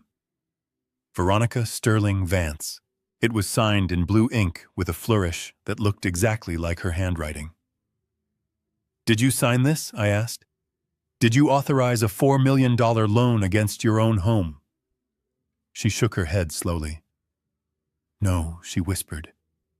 I didn't know about any loan." I turned to the judge. "Your Honor," I said, my voice ringing with the authority of the silencer. "The defendant not only committed perjury and bribery, but he has also committed bank fraud and identity theft against his own wife. He forged her signature to secure funds for illegal gambling. He used her credit, her name, and her trust to dig a hole so deep she would never climb out of it." Judge Finch had seen enough. The shock on his face had been replaced by a cold, hard fury. He was a man of the law, and his courtroom had been turned into a crime scene. He stood up, his black robe billowing around him like the wings of a crow. "Bailiff," he barked, pointing a finger at Derek. "Take Mr. Vance into custody immediately." The bailiff, a large man who had been watching the proceedings with growing disgust, moved fast. He crossed the room in 3 strides. He grabbed Derek by the arm and spun him around. Derek yelped. "Hey, watch the suit! You can't do this! I have rights! This is a civil hearing!" "It just became criminal," Judge Finch roared. "I am holding you in contempt of court for perjury. I am also ordering your immediate arrest on suspicion of fraud, forgery, and bribery. The district attorney is already on his way." The sound of the handcuffs ratcheting shut was the sweetest sound I had heard in 20 years. Click, click. Derek struggled. He tried to pull away, but the bailiff held him fast, pushing him down onto the table. The reality of the situation finally crashed down on him. The arrogance evaporated, leaving only a terrified, pathetic coward. And then he did exactly what I knew he would do. He turned on the only person who had ever truly loved him. "Veronica," he screamed, his face pressed against the wood of the table. Tell them you signed it. Tell them you knew about the money." Veronica took a step back, her hands over her mouth. "Do not look at me like that, you stupid woman," he yelled, his voice cracking with desperation. "You wanted this. You wanted the big house. You wanted the cars. You pushed me to make more money. This is your fault. If you weren't so useless and expensive, I wouldn't have had to do this. You drained me dry." The entire courtroom gasped. It was the final betrayal. He wasn't just a thief. He was a parasite who blamed the host for bleeding. Veronica stood there, and I watched the last illusion shatter in her eyes. She looked at the man she had married, the man she had chosen over her own father, and she finally saw him clearly. She saw the greed. She saw the weakness. She saw the hate. "Get him out of here," Judge Finch ordered. The bailiff hauled Derek up by his armpits. Derek was crying now, snot running down his face, kicking his legs like a toddler having a tantrum. "Gus, please," he begged, looking at me with wild eyes. "We can make a deal. I can help you run the fund. I know the market. Do not let them take me. I am family." I looked at him. I adjusted my flannel shirt. "You are not family, Derek," I said, my voice flat. "You are a bad investment, and I am liquidating you." The bailiff dragged him toward the side door that led to the holding cells. Derek's screams echoed off the walls, blaming everyone but himself, cursing the judge, cursing me, and finally cursing Veronica, until the heavy metal door slammed shut, cutting off his voice. Silence returned to the room, but it wasn't the heavy, suffocating silence of before. It was the clean, sharp silence that comes after a storm. Judge Finch sat down slowly. He took a deep breath and looked at me. "Mr. Sterling," he said, his tone respectful, "the petition for guardianship is dismissed with prejudice. Your assets are unfrozen immediately. The court apologizes for the inconvenience this has caused you." I nodded. "Thank you, Harry," I said, using his first name one last time. The judge looked at the lawyer Thorne, who was frantically packing his briefcase, trying to disappear. "And Mr. Thorne," the judge added, his voice dangerous, "I will be reporting your conduct today to the Bar Association. I suggest you find a very good lawyer for yourself." I turned to look at Veronica. She was standing alone at the plaintiff's table. Her expensive purse was on the floor. Her perfect hair was messy. She looked small. She looked broken. She looked up and met my eyes. For the first time in years, she didn't look at me with condescension or pity. She looked at me with fear and shame. She realized that the old man she had tried to put away was the only person in the room who had actually been telling the truth. She took a step toward me, her hands reaching out tentatively. "Daddy," she whispered. I didn't move. I didn't open my arms. The war was over. The enemy was destroyed, but the casualties were high. I picked up my old canvas hat from the table and placed it on my head. I picked up the leather briefcase that held the secrets of my life. I turned my back on her and walked toward the exit. My boots squeaked on the floor, leaving one final trail of mud. I didn't look back. Not yet. She needed to sit in the wreckage she had helped create. She needed to feel the cold wind of reality without her father's coat to keep her warm. That was the only way she would ever learn to build her own fire.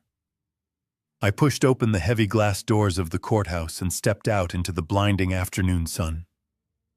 The air was thick and humid, carrying the scent of asphalt and exhaust fumes, but to me it smelled like freedom. It smelled like the end of a long, dark winter. I adjusted my hat, pulling the brim down low over my eyes, not to hide but to shield myself from the glare. My old Red Wing boots felt heavy on the concrete steps, but my spirit felt lighter than it had in years. I had walked into that building as a victim, a target, a senile old man to be harvested for his assets. I was walking out as a victor. I was walking out as Augustus Sterling. I reached into my pocket and felt the keys to my truck. That old Ford was the only thing I hadn't lied about. It really was reliable. It really was mine. I started walking toward the far end of the parking lot, where I had left it parked between a sleek BMW and a Lexus. Even in the parking lot, the class divide was evident, but I knew now that the only difference between the drivers of those cars and me was that I owned the bank that financed them. "Daddy, wait."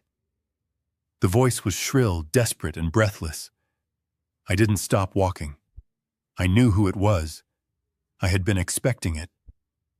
"Daddy, please stop." I heard the rapid click, click, click of high heels running on pavement. It was a frantic rhythm, a sound of panic. I reached my truck and put my hand on the door handle. I paused.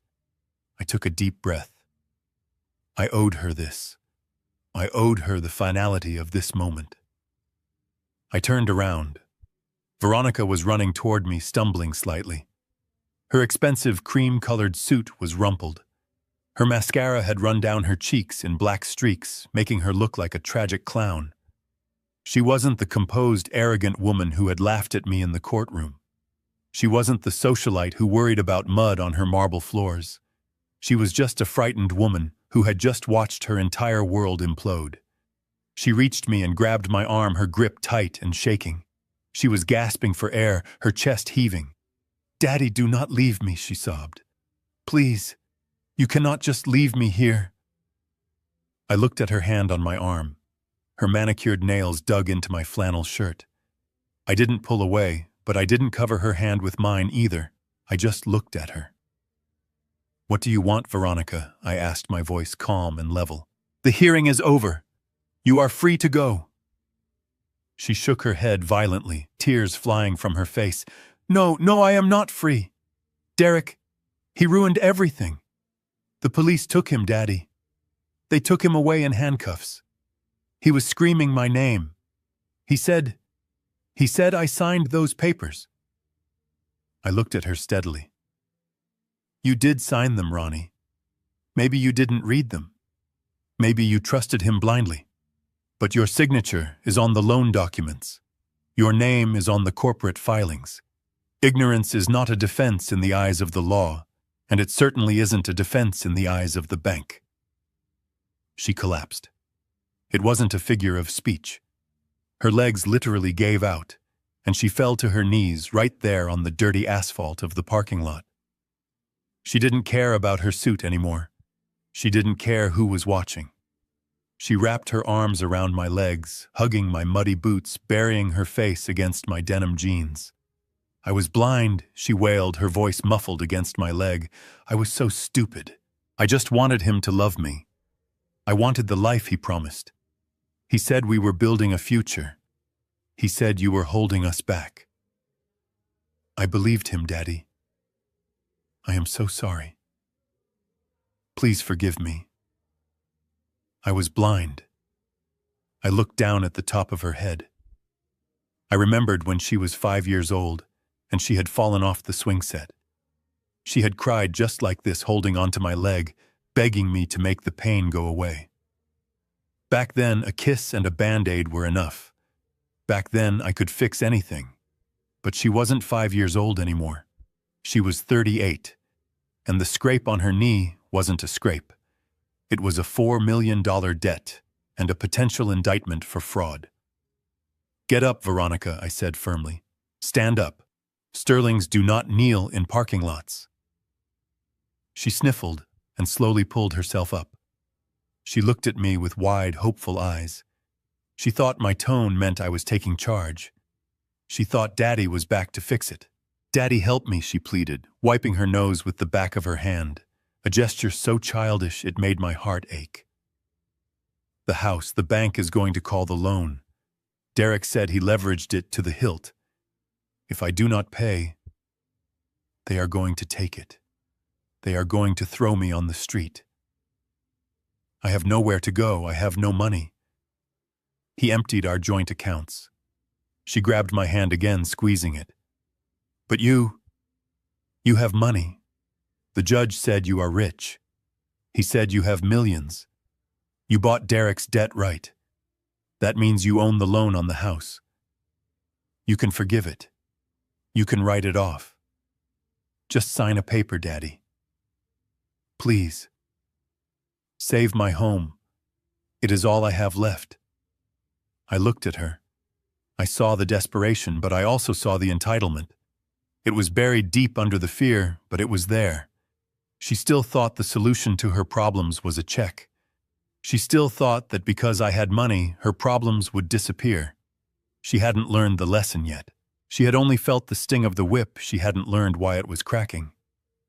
I reached into the inner pocket of my jacket. I pulled out my checkbook. It was an old leather-bound book, one I rarely used. Veronica's eyes lit up. It was instantaneous. The fear receded just a fraction, replaced by a glimmer of relief. She watched hungrily as I pulled a pen from my pocket. "Thank you, Daddy," she breathed, exhaling a long, shuddering breath. "Thank you. I promise I will pay you back. I will get a job. I will do whatever you want. Just save the house." I opened the checkbook. I rested it on the hood of my truck. I wrote the date. I wrote her name on the payee line. Veronica Sterling Vance. I looked at her. "How much is the mortgage arrears?" I asked. $50,000, she said quickly, "and the immediate penalties are another 20. I nodded. I wrote out the amount. $70,000. I signed my name at the bottom. Augustus Sterling. The signature was flamboyant, powerful, the signature of a man who could buy this entire parking lot without blinking. I tore the check out of the book. The sound was crisp and satisfying. I held it up. The wind caught the edge of the paper, fluttering it like a flag of surrender. Veronica reached for it, her hand trembling, her eyes locked on the blue paper as if it were oxygen and she was drowning. "Here," I said, holding it just out of her reach. "This is what you want, isn't it? This is the easy way out. This makes the bad men go away. This keeps the lights on in the mansion. This lets you pretend for a few more months that you didn't marry a con artist." "Yes, Daddy, please," she whimpered, reaching on her tiptoes. I looked her in the eye. My expression hardened. "No, Veronica." I took the check in both hands. I watched her eyes widen in horror, and then slowly, deliberately, I tore it in half. "No," she screamed, a sound of pure anguish, lunging for the pieces. "Daddy, what are you doing?" I tore the halves into quarters, then into eighths. I let the confetti of blue paper fall from my hands. The wind caught the pieces, scattering them across the asphalt like snow. $70,000 gone in the wind. "I am not saving you, Veronica," I said, my voice dropping to a low rumble that vibrated in my chest. "I am saving your character." She stared at the pieces of paper on the ground, mouth open, shock rendering her mute. "If I give you that money," I continued, stepping closer to her, forcing her to look at me, "if I pay off your debts, if I save your house, you will never change. You will still be the child who thinks the world owes her a living. You will still be the woman who let a man convince her to betray her own father because it was convenient. You will be a parasite, Veronica, attached to a new host, and I love you too much to let you be a parasite. But I will be homeless, she cried, tears streaming down her face again. I will lose everything. Good, I said brutally. Lose it. Lose the house. It was built on lies anyway. Lose the car. Lose the country club membership. Lose the fake friends who only liked you because of your husband's credit card. Lose it all, Veronica. Hit the bottom, because the bottom is the only place solid enough to build a real foundation. I pointed a finger at her chest, right over her heart. You are going to learn what I learned. You are going to learn what it feels like to sleep in a room that smells like smoke because it is all you can afford. You are going to learn how to budget for a loaf of bread. You are going to learn the value of $1, not because I gave it to you, but because you earned it with your own sweat. She looked at me terrified. But Daddy, I can't. I do not know how. Then you will learn, I said. Just like I did. Just like your mother did. You have hands. You have a brain. You are a sterling. We are survivors. I reached into my pocket again. This time I didn't pull out money. I pulled out a small plain white business card. I handed it to her. This is the number for a lawyer, I said. Not Harrison. He is too expensive for you. This is a legal aid attorney, a good one. He specializes in divorce and fraud victims. I have paid his retainer. He will keep you out of prison, Ronnie. He will help you untangle yourself from Derek's crimes. He will make sure you do not go to jail for what your husband did. That is the only help you are getting from me. Legal defense. Not life support.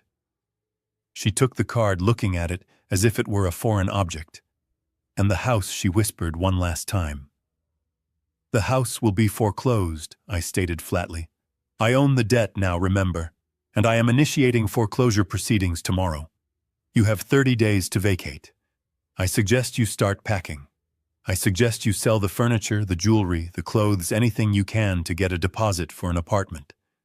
A small apartment. One you can afford waiting tables or answering phones. She looked up at me, and for the first time I saw something other than greed or fear. I saw anger. You are cruel, she hissed. You are a cruel old man. You have millions and you are making your own daughter homeless. I smiled. It was a sad smile, but it was genuine. No, Ronnie. Cruelty would be letting you stay exactly as you are. Cruelty would be letting you remain weak. This is love. This is the hardest love I have ever had to give. But one day, maybe 10 years from now, when you are standing on your own 2 feet, paying your own bills with money you earned, you will understand. And if you don't, well, then I failed you a long time ago. I turned around and opened the door of my truck. I climbed into the cab. The seat was worn and comfortable. The engine started with a roar. I rolled down the window. Veronica was standing there, clutching the business card, the pieces of the torn check blowing around her ankles. She looked small and alone in the vast parking lot. 30 days, Ronnie, I said. Make them count. I put the truck in gear and drove away. I watched her in the rearview mirror until she was just a small speck in the distance. My heart was breaking. Every instinct in my body screamed at me to turn around, to go back to wrap her in my arms and write another check. But I kept driving. I drove toward the highway, toward the water, toward the future. I had broken her heart today. I had shattered her world. But I had saved her soul. And that was a price I was willing to pay. The water of the bay was calm today, a sheet of polished glass reflecting the gray-blue of the early morning sky. The only sound was the gentle lapping of waves against the hull of my boat and the rhythmic clicking of a fishing reel. It was a 30-foot trawler, nothing fancy, nothing that shouted wealth to the world. I had named her Martha's Dream, painted in neat white letters on the stern.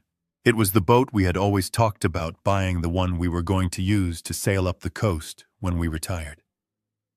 She never got to step foot on the deck, but I felt her presence in the salty breeze and the warmth of the sun. I sat in the captain's chair, a fishing rod in my hand, my old canvas hat pulled low over my eyes. Sitting across from me, holding a can of cheap beer and looking happier than I had ever seen him in a robe, was Harry Finch. He wasn't Judge Finch out here. He was just Harry, the man who had remembered honor when it mattered most. "You know, Gus," Harry said, looking out at the horizon where the water met the sky. "People in the courthouse still talk about that day. They call it the Red Wedding of Probate Court. Thorne is still trying to get his license back.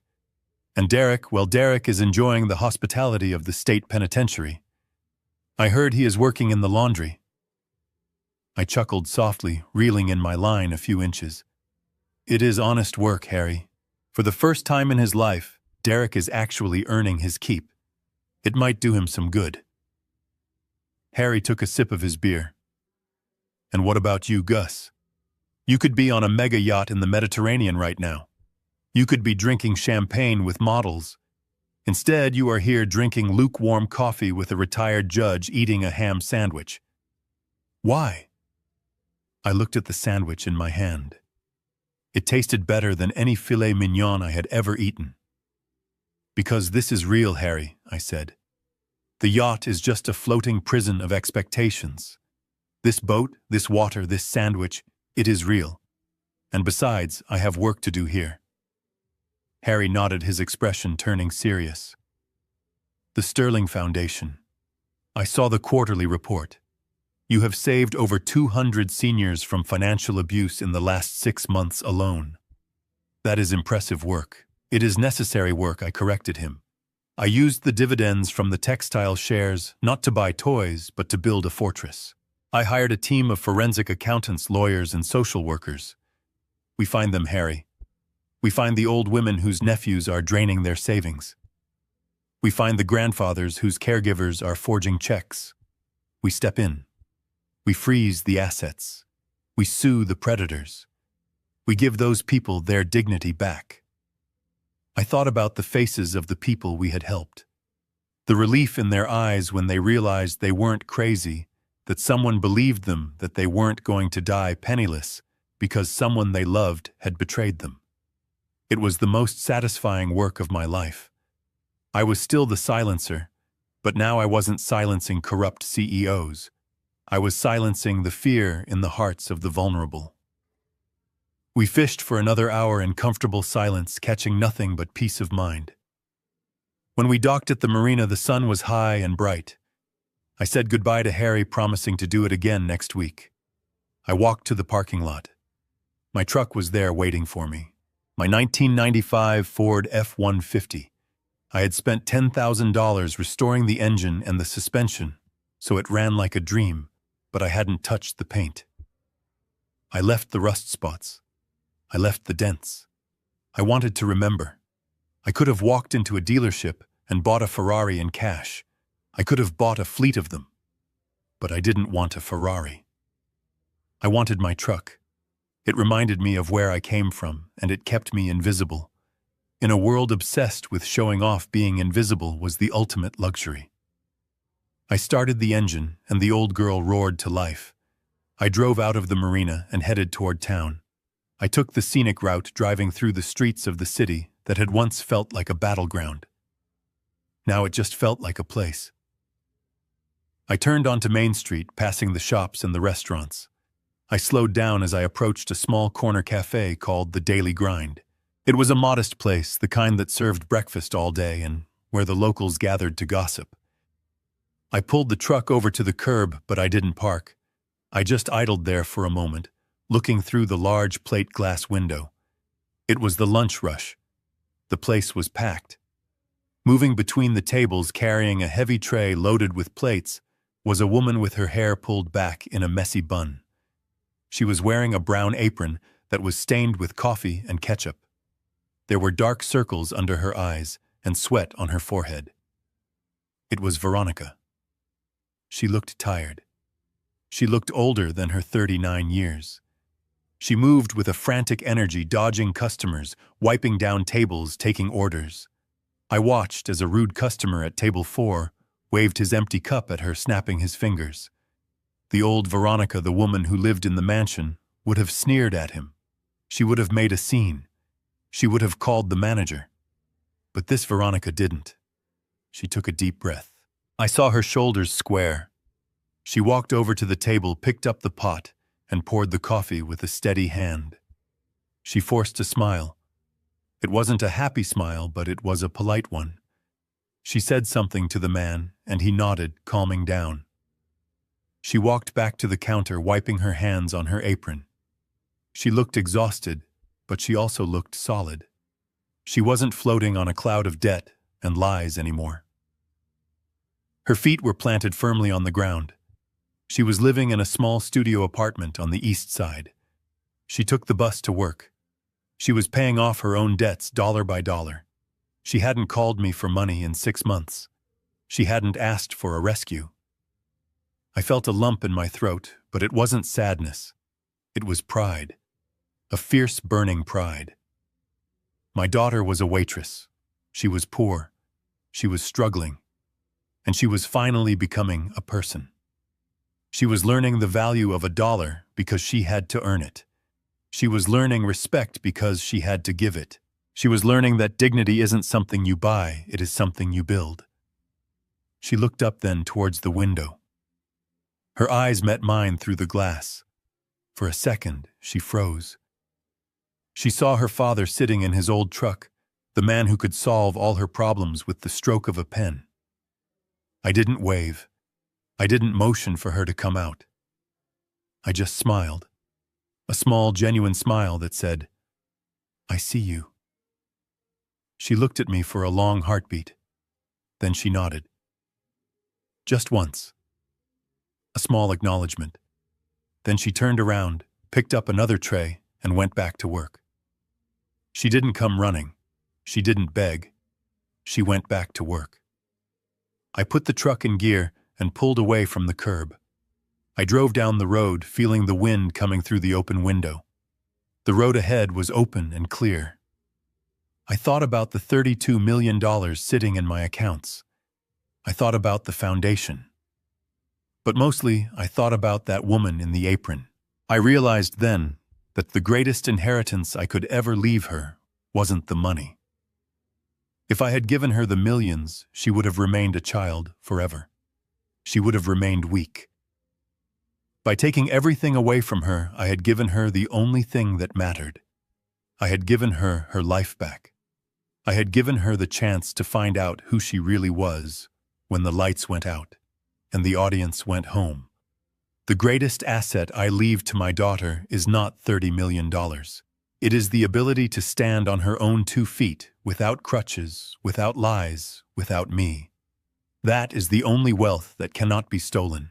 That is the only legacy that lasts. And that, I decided as I drove toward the sunset, is what true love actually looks like. It does not look like a check. It looks like letting them fall so they can learn how to fly. My name is Augustus Sterling, and I am finally at peace. Sometimes the people who love us the most are the ones who refuse to save us from ourselves. We live in a world that equates love with comfort, that thinks a good parent removes every obstacle from a child's path. But true love is often uncomfortable. It requires the immense courage to stand back and watch someone struggle, knowing that the struggle is the only way they will grow. Enabling is not love, it is fear. Breaking the cycle of dependency is the hardest thing you will ever do, but it is the only way to build a legacy of strength rather than entitlement. If this story resonated with you, if you have ever had to make a hard choice to help someone grow, please hit that like button. It helps share this message with others who might need to hear it. Subscribe to the channel for more stories about justice, resilience, and the hard truths of life. And tell me in the comments, have you ever practiced tough love or been on the receiving end of it? How did it change you? I read every comment, and I would love to hear your story. Until next time, stay strong and keep it real.